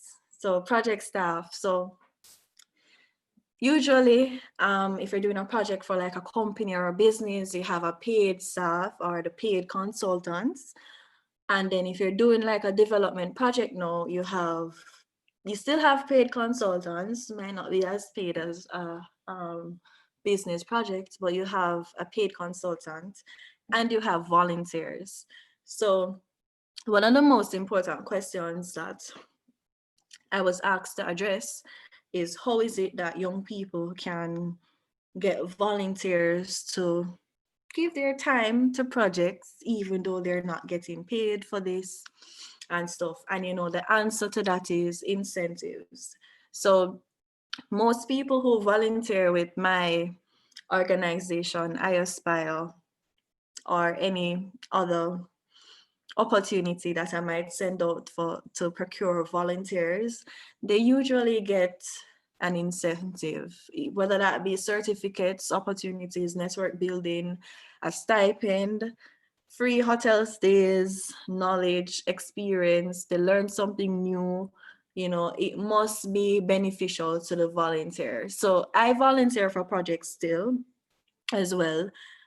And of course, and I have to see where the benefits is for that particular project, especially the fact that I have work, I have work and I have school.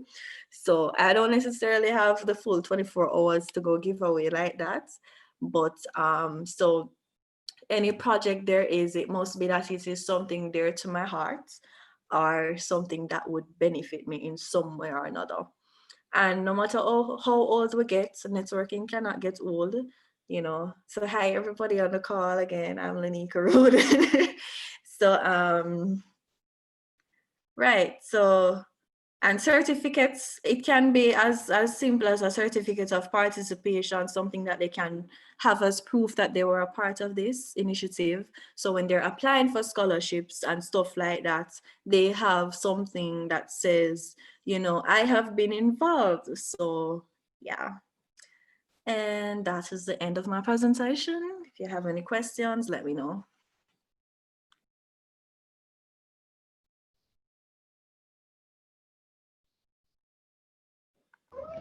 Any questions for Ms. Roden? The camera's off. Just in case.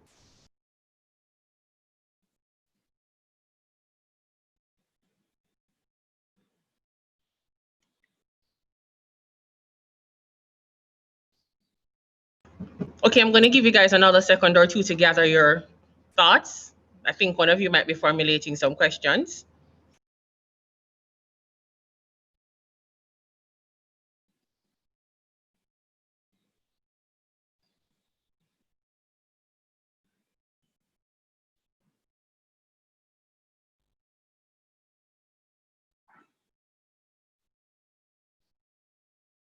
I don't think the 16 is a good. All right.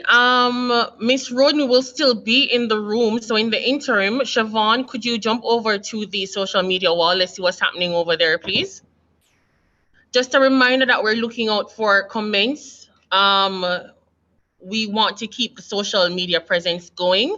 So please comment on the Instagram post and on Twitter using the hashtag helping youth overcome, capital H, capital YOU, and capital O. Formulating some questions.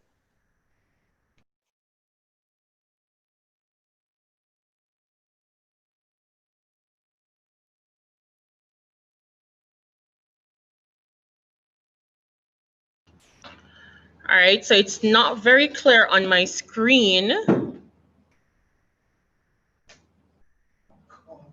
don't think the system is equipped. All right.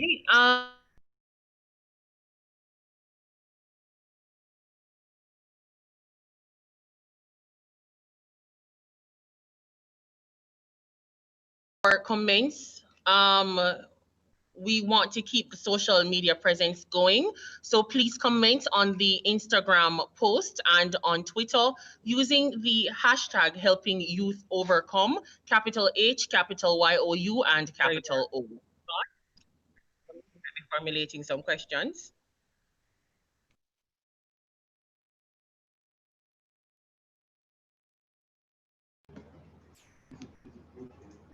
All right, so Rafia Cottrell to everyone. I love your visual aid and your overall presentation. I want to start a pumpkin farm. I find it challenging to organize my ideas and execute them. I think my problem is taking what's in my head and converting it to tangible objectives. Do you have any suggestions in regards to this? This is for our presenter. Please repeat the question. Sorry about that. Oh, wait, I'm seeing it. I'm seeing it. Okay. So we want to keep the social media presence going. So please comment on the Instagram post and on Twitter using the hashtag helping youth overcome, capital H, capital YOU, and capital O. all right. So Formulating some questions. excellent question. Who was it from? All right. So that's a challenge that everybody faces, actually. You know, we have a lot of ideas, but we don't know how to take it out of our head and put it on the paper. So what I usually suggest is that you get a blank sheet of paper and you write down everything that is in your head. It's not organized. You might end up writing fertilizer at the top of the paper, and then right at the bottom of it, you're writing down the pumpkin seeds, procuring pumpkin seeds and stuff like that. So write down all your ideas. Think about different aspects of the project itself. So you want to start a pumpkin farm. So what would be unique about your pumpkin farm? What are different ways that you would go about selling your pumpkin farm and stuff like that in terms of marketing? And why is it that you want to have a pumpkin farm? Why pumpkin? Why not pepper or potato? You know, so think about the answers to those questions, and then you can start to section it up now with project overview. So give the pumpkin farm a name and say what this pumpkin farm will be about. Are you going to be doing value-added products from the pumpkin? Or are you just going to have pumpkin? Are these pumpkins going to be affordable? Are there other pumpkin farms existing in your community? And stuff like that. And then, of course, you think about the objectives. So yes, it is to sell pumpkins, but how many pumpkins do you want to produce at the end of your growing season? How many pumpkins do you want to sell? Like, what is your revenue? What's the total revenue that you're expecting to get from this project? And do you plan to employ people? If yes, how many? And at what rate would you like to pay these persons, and how would you sustain it financially? How will you be getting your water for the pumpkin farm and stuff like that? And of course, you can do your research to see what are the different things and ways that people go about starting a farming business, and how you can sell your farm in a unique way.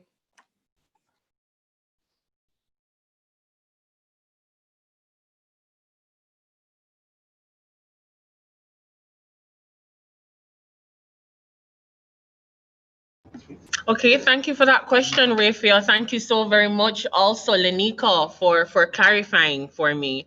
Siobhan, if possible, could you try again with the social media wall? We had some technical difficulties before. Hopefully, we fixed it, and it seems so. So I'm seeing where these are all from Twitter so far. I'm not seeing any comments on Instagram at this time.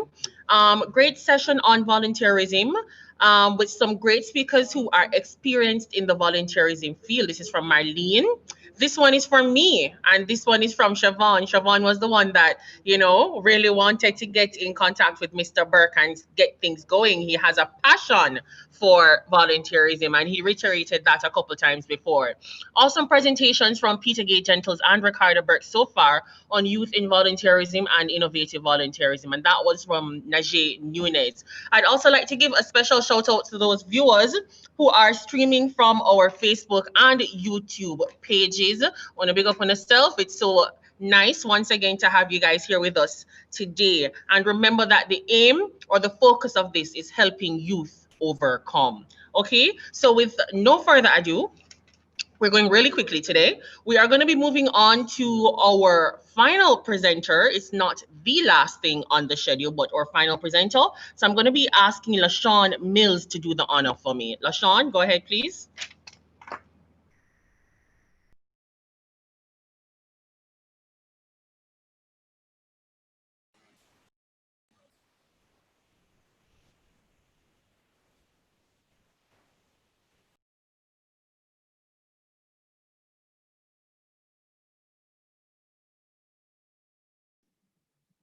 Sorry, guys, I don't know what happened just now.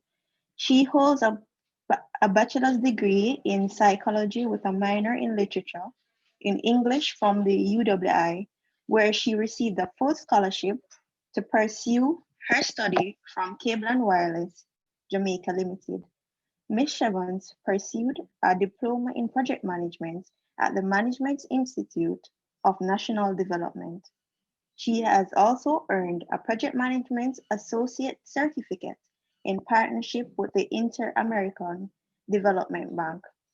She's certified as a trainer of trainers in restorative practice from the International Institute of Restorative Practices Graduate School in Canada, as well as a certificate in crisis, trauma, and grief counseling from Northern Caribbean University. Ms. Shavons is also certified in areas of social auditing, social media marketing strategy, and proposal writing.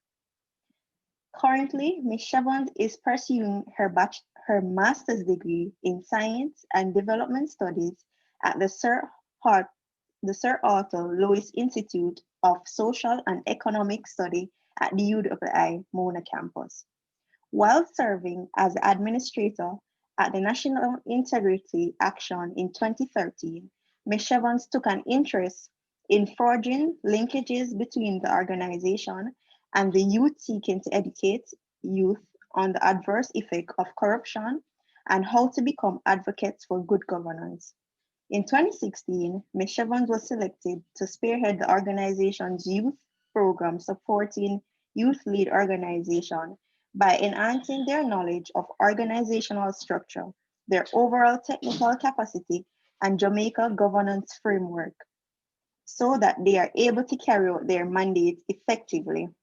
Outside of good governance, Ms. Shavons also ensured that focus was placed on youth violence prevention. Ms. Shavons has received University of the Technology Ubuntu Awards for Youth Work in 2018 and the Guide of Student Service Awards for Publication Committee and Chairman, UWI 2004. Ladies and gentlemen, help me welcome Ms. Shavons. Hi, good afternoon, everyone. So in the interest of time, just going to jump in because I do have a next engagement. So I was asked today to speak to you guys on funding and sponsorship. Lenika just went through the whole project management aspect of it. As a person who gets a lot of funding proposals from young persons, I'm going to just speak directly on some of the downfalls that I see, but I'm going to answer some of the questions that were sent to me first. One of the first questions they asked are, what are some of the possible sources of funding, as well as entities that are likely to sponsor or partner with young people on volunteerism projects? Overall, there are a lot of organizations, corporate, government, and pseudo-government organizations and international development partners that are more than willing to partner with young persons or those who are volunteering on their projects. What young persons will have to do, however, is to do their research. You will have to find entities that are aligned with whatever project it is that you're doing. So for instance, like I said before, it's the same thing as with your passion for volunteerism, you have to align objectives and your mandate. So if it is that you want to, what a lot of persons are doing now is to engage persons or help assist those who are less fortunate in coping with COVID-19, especially as it pertains to medication, food, all of those things, you would approach an organization or a company that their mandate aligns with that. So you may go to Alaska Foundation, a Grace Kennedy Foundation, those kind of companies where you can probably get food packages, parcels. A lot of persons have been getting assistance, and I'm seeing when I go on Instagram from Sampars and to assist those who are in need of basic necessities through this period, because a lot of persons have lost their jobs, and most of those persons would have been breadwinners or the main breadwinners for their families. So overall, whatever it is that you're trying to do, research and find organizations that are aligned to that, and then you submit your proposal. What are potential sponsors looking for when selecting a project to fund? Essentially the same thing. Whenever I go through a proposal, I always check to see if it assists me in achieving the overall mandate of my organization. So I will look if it speaks to governance, if it speaks to youth development, if it speaks to corruption. And because our work is so broad, there are times that I can make linkages with proposals that we do get and cover them.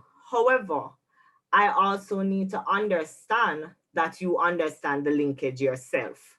So generally what I do when I get a proposal, I will actually call the persons who are the contacts and to see if it is that you are clear and that you have a good understanding of what exactly it is that you're trying to do, or why is it that you send this specific proposal to me.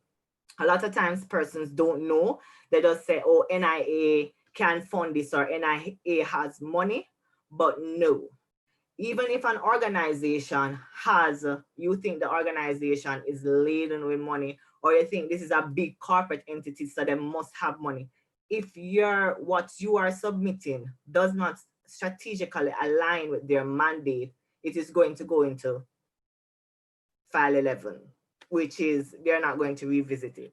And not every sponsorship manager will actually pick up the phone and call you to get clarity on your proposal. So you have to be very clear in your thinking and very clear on how it is that whatever it is that you are doing is aligned to that organization's mandate or objectives. Ethical principles to follow. Generally, yes, you have to be transparent. I'm sorry, one moment, please. Generally, transparency is a necessity. Outside of that, you also have to have this thing where we call do no harm. So wherever you're venturing with your projects, you cannot go in there and disrupt a situation or cause persons who are involved in your project to be targeted because you did not do your due diligence on looking at the environment within which you're going to be working in. So whoever you're engaging, whoever your participants are, not because of your engagement should they now become a target for other persons that will cause them harm. So we look at the overall social good that can be achieved from projects. And if it is that we find when we're assessing your risk management or your risk mitigation strategies, that if it is that you have not looked at certain aspects of our project and how it may negatively impact participants, or even have a negative impact on the community within which you're working, then we're not going to really touch that project, because it is clear that you're not understanding the space that you're working in. You need to look at the political and social environment within that community or space that you're in, to ensure that the participants that you're engaging in, or the community itself, buys in, and so those participants kind of have a blanket of protection, and so the only thing that they could garner from it is some sort of positive, right? The other question that was asked of me is, what have your experiences been in sponsoring philanthropic project works? Because my organization is of such, we don't generally do philanthropic work. What we look at mainly is anti-corruption work, and specifically how to develop young persons. So we look at your personal growth, your technical capacity development, the development of your technical capacities. And so we do a lot of work with youth as it pertains to that specifically.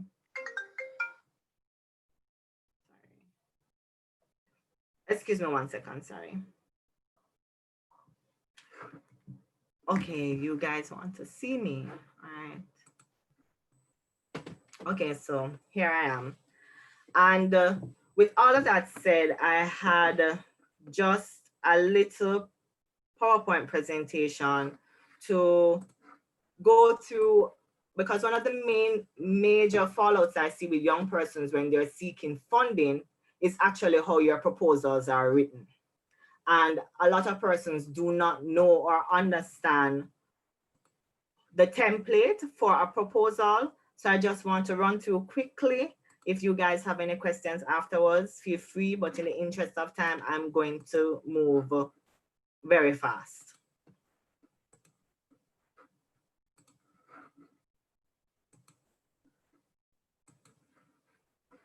Okay.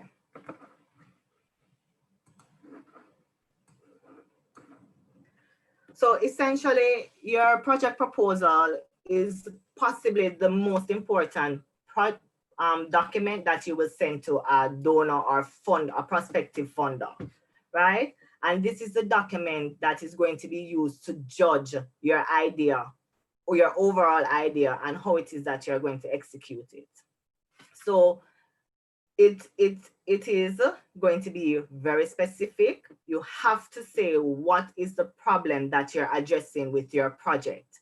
You can't just get up and say, oh, I'm going to do this, and you didn't put any thought into it, right? You have to sit and see. Lenika went through the different stages of the project. You have to kind of sit and hash out each of those stages and then put together a decent proposal. Right? As young persons who are writing proposals, we tend not to be so rigid in terms of how you use technical terms.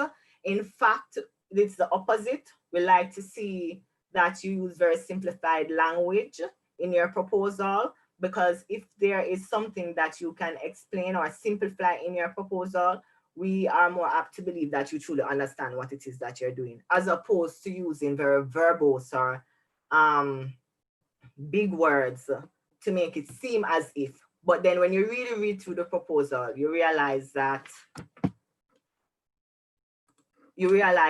there is not really much of an understanding of what it is that you're really going to do. So you need to be very specific. You also have to show the capacity of the organization, the persons who are going to be involved in executing these activities. So if it is that you say you're going to, just for sake to use back the example of the trench town that Lenika used, and that you will be teaching persons ICT skills in terms of how to use tablets, right? Does anybody on your team have those specific ICT skills? And based on your age group, does anybody on your team have any educational background in terms of connecting with these young persons and how to transmit the information clearly to them so they actually understand and assimilate the information that you're giving to them? So those are things that we look at off the bat for in proposals.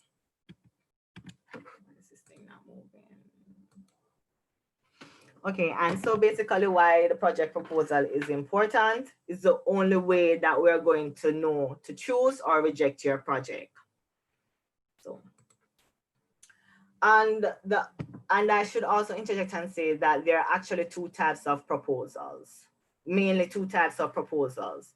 Solicited proposals that you respond to when an organization puts out a call for proposals or a request for proposals that we call RFAs, and you write a proposal based on the criteria that you're given. And then you have unsolicited proposals, which I do receive a lot of when it is someone who just came with an idea. They see a need in a specific area and they want to bridge that gap, and so they write their proposals and send them in. Either way, what we're discussing today, the proposal should have elements of them within it. So your proposal should have a logical presentation of your project idea. Please do not be all over the place. So if it is that you say you're going to go into Trenchtown to do tablets, right? Don't then say further down in the document that you're going to be doing something else, because I'm going to be looking at how it is that your idea is connecting down the line. And so if you move away from your core objective, then I'm going to say, are you confused? Or is it that you're not certain of which one of these ideas that you really want to address? And then I'm going to look at, does this person actually know what the problem in this specific area is? Have you done any background research? Have you spoken to any of the stakeholders within that community? And so a proposal takes a lot of background work before you actually put paper to pen, right? And then a lot of times two persons come with ideas and don't realize that there is actually an organization within that specific geography that is actually executing that idea. And it may be best for you to partner with, if they already have funding, partner with them, or see how it is that in you writing a proposal that you can actually strengthen the work that they have already been doing on the ground, right? So you need to do some amount of due diligence, and you find that Lenika spoke about those things in her presentation, right? So your first page of the proposal needs to be your title page, your project title, the name of the organization. Sometimes multiple organizations will partner to complete a project, but you also, if that is the case, you need to specify which of the organization is the lead organization, because that is the organization that will be signing any contract or legal paperwork. And it will be that organization that will also be receiving the funds directly in their accounts. So that is something that you need to make very clear on your title page. The place and date of project preparation. Normally these are quite simple and easy things because they're stated in an RFA if you're responding to an RFA. And the name of the donor agency who you're addressing the proposal to. So your project title must refer specifically to the project result or the leading project activity. So for NIA, one of our project titles would have been Combating Corruption and Building Integrity in Jamaica. And so all our activities, even though it's broad, all activities have to in some way deliver upon what it is that the title of the project is, right? The abstract and executive summary, normally you leave that for last. It's just like you're writing a paper at school or university. You know, you write your entire paper first and then you do your synopsis afterwards. The contents. So what are the social issues, social, economic, political, or cultural issues or background why you are trying to do this project? So we go back now to a lot of projects now being implemented to build the resilience of persons against COVID-19. And so you can draw on this context, you need to put in a lot of research, because you need to ground whatever it is that you're saying in facts. You have to have evidence there. So you may, if you're doing a COVID-19 resilience, you may draw from the WHO website. You may go to Ministry of Health website to really concretize what it is that you are trying to accomplish and why, right? Your project justification, which is also a part of your why, refers to your problem statement.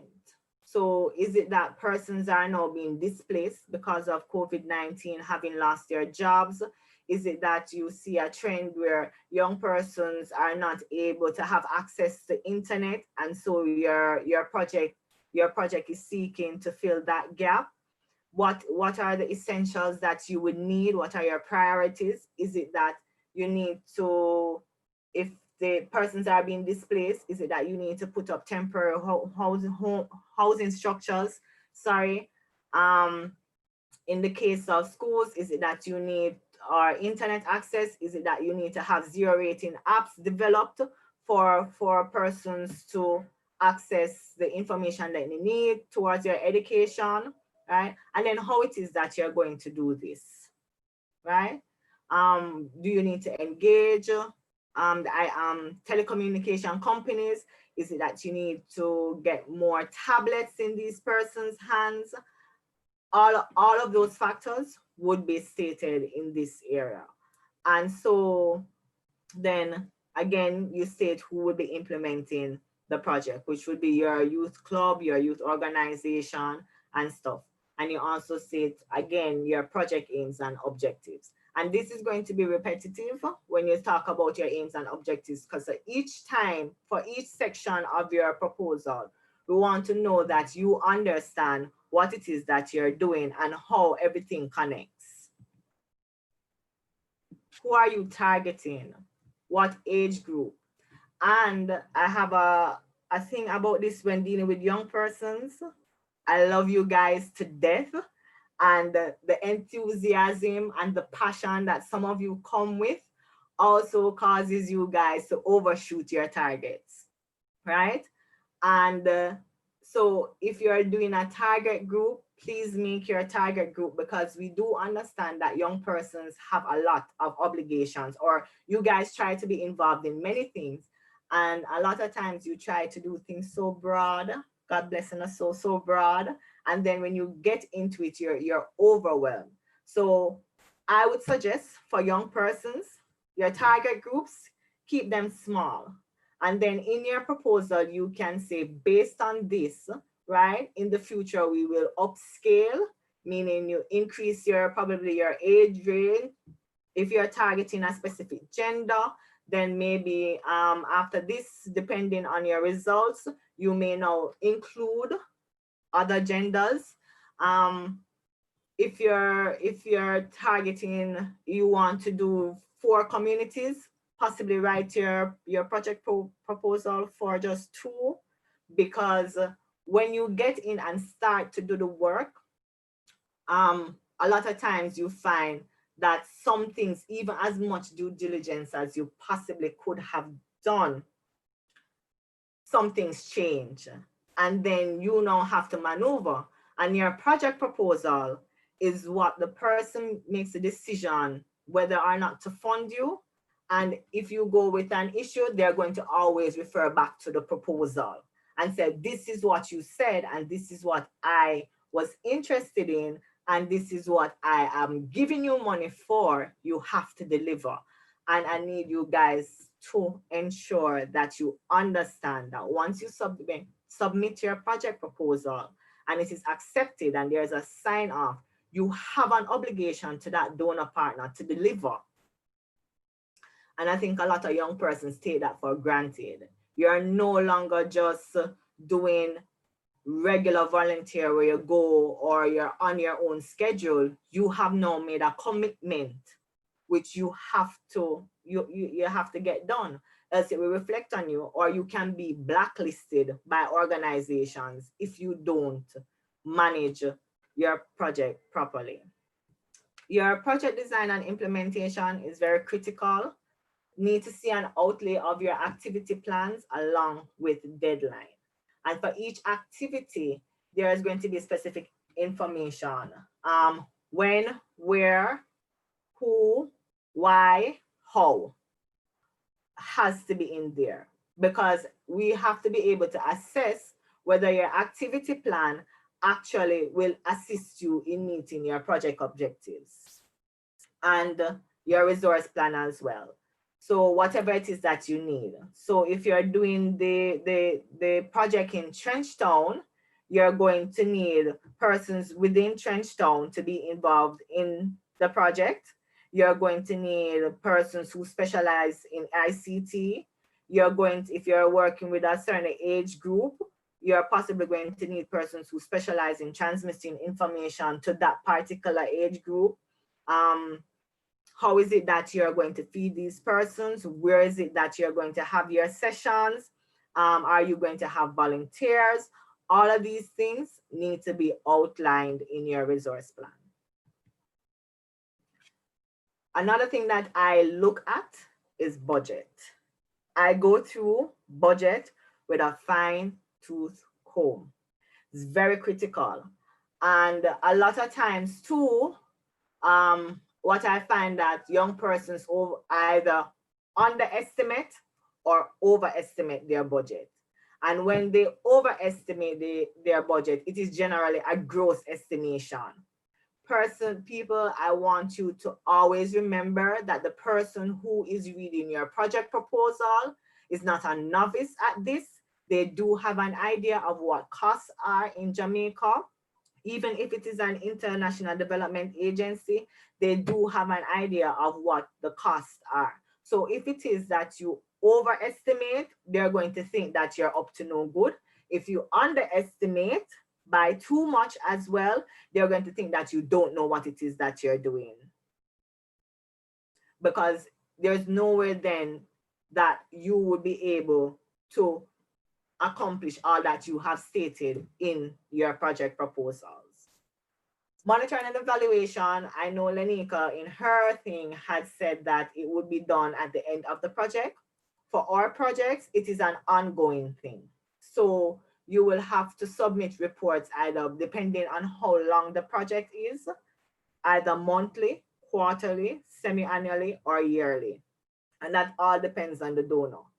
Now, a lot of young persons fall down on this because one, you have issues writing reports, and two, you don't think it is necessary. Once you take somebody's money, you have an obligation. So once your key performance indicators have been agreed upon, you have to every month assess how far you have gone with your indicators. So if it is that you said within a month that I would hold 3 training sessions that would consist of 50 persons per session, right? Your indicator has to show whether or not you did the 3. If you did not do the 3, what were the mitigating circumstances that hindered you from doing the 3, right? And then how it is that you're going to make up for, or you may have to have a discussion with your donor saying, listen, based on what is happening now, or a specific thing, say you were to have 3 in-person trainings, right? With 120 persons. You're unable to do online because your target group would not have access to internet. So you may be able to do a training in person, but by the government of Jamaica now, you're only allowed to have 20 persons in a room with 6 feet social distancing, right? So you may have to go back to your donor and say, well, we could not have reasonably foreseen that we were going to have an outbreak of COVID-19. And so this is now what obtains under the government of Jamaica rules and guidelines. We can still possibly do the 3, but we will not have 150 persons in attendance, right? So those are things that you will have to consider when you're doing your performance indicators, and why it is monitoring and evaluation is critical to your project. And so you see your proposal should indicate how and when activities will happen, and who will do the evaluation is also important. A lot of persons really and truly don't understand what monitoring and evaluation is, and so a lot of times donors will actually ask for someone who is a professional in this area, because it's critical to see how well your project did, what were the downfalls, and how you could have done better in essence. Sustainability of the projects, generally for youth development projects or youth work projects, I tend not to emphasize so much on sustainability. However, if it is a large organization or a large project, what you generally look at is, once this funding has ended, how is it that the work that you're doing or the gains that you have made, if we are not able to give you any more money, how can you continue the work so that there is not a regression? Because if there's a regression, or it is that you cannot sustain the work that you're doing outside of what I have to give you now, does this project really make sense? Organizational structure is generally an issue for youth groups, because a lot of youth groups tend not to have proper organizational structure. Who is in charge of what? I've been in so many meetings with youth groups, and I say, listen, this is not going correctly. And the person who I was told, or who I know based on what was sent in, immediately says, that is not my work. So who is to be held accountable? And you guys have to be very, very clear when you're writing your proposals, who is accountable for what? Because when a donor comes to you and you don't know who is supposed to do what, you cannot be having an argument in the room in front of the donor. Well, says you're supposed to be in charge of this or whatever. No, but she's supposed to send the letter.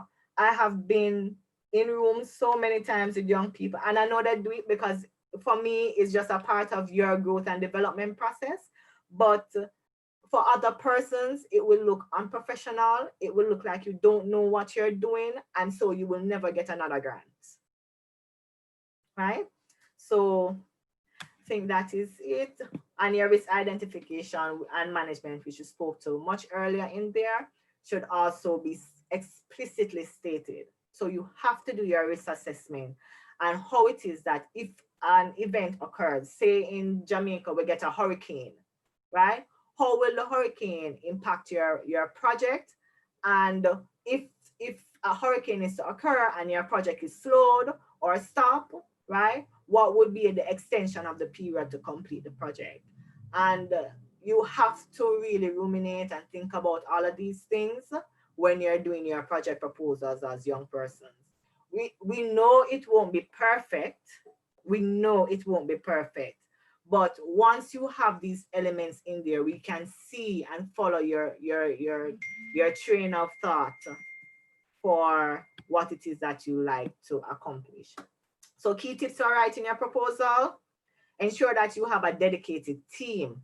Proposal writing cannot be done in a night, people. And no, Jamaicans, we are last minute people, myself included, but you cannot write a decent or a proper proposal in one night. It's not going to work. It's not going to come off how you want it to come off, right? And after deciding which issue or problem you would like to address, ensure that you research the prevalence of the issue, because what you may think the issue is may actually not be the issue within that certain space that you want to work. And so you need to get on the ground and speak to the persons within the communities or within that specific space, right? Look at how other projects were executed, were some best practices taken from it, and that you could include in your proposal and build on it, right? And then, like I said before, refer to local and international studies when justifying the project you would like to execute. Ensure that your idea is practical, given the nature and technical capacity of the organization. And youth groups normally fall down on this aspect, right? So you want to ensure that your not just willing, because they said the heart is always willing, but sometimes the rest of it is weak. And so you want to look in your organization and ensure that the persons who are around you are able, have the technical capacity to execute these things. Scrutinize your idea to see if it is smart. Your idea must be specific, measurable, attainable, relevant, and timely. You can't say that you're going to do a project now that no one has any interest in or cares about at this time. Most of the projects that we'll be looking at, donor partners generally look at, is how you aid vulnerable groups. Now, a lot of times persons don't know what constitutes a vulnerable group. I'm going to put that as your research. A lot of projects also maintain that your project should have gender parity, in terms of that you must have equal amount of participants from male, female, or other gender types. All right, and just go through quickly, time is going. And this is my biggest pet peeves with proposals. Proper English, please, ladies and gentlemen. You need to write in complete sentences, subject verb agreement. See, I make an error there. Subject verb agreement. Please do not go into this verbose language of things. It will throw off everything, especially when you use big words in the wrong places. It's generally a turn off, because I shouldn't have to be correcting your English while I'm reading your proposal. And so I think that is it. Thank you, guys. Oh my gosh. Hello? Oh my gosh. Where is the chat?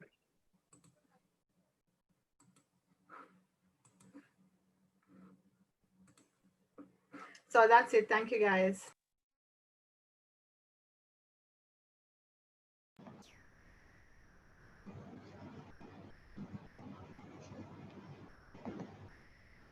I'm not sure if Siobhan is saying something, but I would like to give a special thank you to Ms. Siobhan for that presentation. Very, very informative, as have been all the other presentations. So we've been through volunteerism, innovative volunteerism, project management, and now funding and sponsorship. And I'm glad to see how each of the various topics on the seminars have basically tied into each other.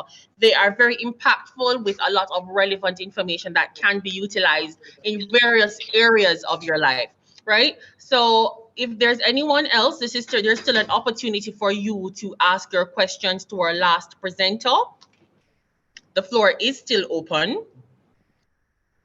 So if there's anything else that you want to know about funding and sponsorship, the floor is still open. Once again, I'm going to be asking you, well, it's almost to the close of the seminar, but I'm still imploring you guys to make your tweets and posting your comments on both Instagram and Twitter. I'm going to also ask Mr. Roy Mitchell to get himself geared up for our second entertainment piece. So if there are no other questions, none. I'm also going to be reminding you guys that there's a poll that's going to be done at the end of the presentation. Hopefully nothing goes wrong where the technical aspects of it are. So gear yourselves up for that. I'm just asking all of you please to participate in the poll. Mr. Mitchell, I'm coming to you shortly. Once again, I would like to thank each and every one of you that have tuned in today on this Zoom seminar. For those of you that are tuning in from Facebook and also from YouTube, thank you so very much for joining us here today. It has been totally awesome. This is only the second of the 4 seminars that are being held, or series rather. So therefore, I'm asking you guys to make sure that you tune in on Monday for our next series. It's going to be on entrepreneurship, and we definitely can't miss that one. Definitely cannot miss that one. There are going to be some really interesting and exciting presenters on Monday. And I also will be back with you guys on Monday. Okay, so I'm seeing where Raphael is telling. Oh, Ardeen is saying thank you very much. It's very informative. Okay, so that is for Miss Shavans, right? Miss Lenika Roden left her email address in the chat for anyone that is interested in contacting her after. It's leneka97 at gmail.com. I repeat, leneka97 at gmail.com. So that's for Miss Lenika Roden. She had given the presentation previously on project management. And just to give you an overview of what's happening on Monday, right, we are going to be having Mr. Ricardo Allen, Mr. Keenan Falconer, Miss Lenista Roden, and Miss Tishana Mullings, right? So that's happening on Monday at 12. If you haven't registered, please do so. Okay? So without any further ado, we're going to go over to an extremely talented young man, Mr. Gian Roy Mitchell. Steal the show.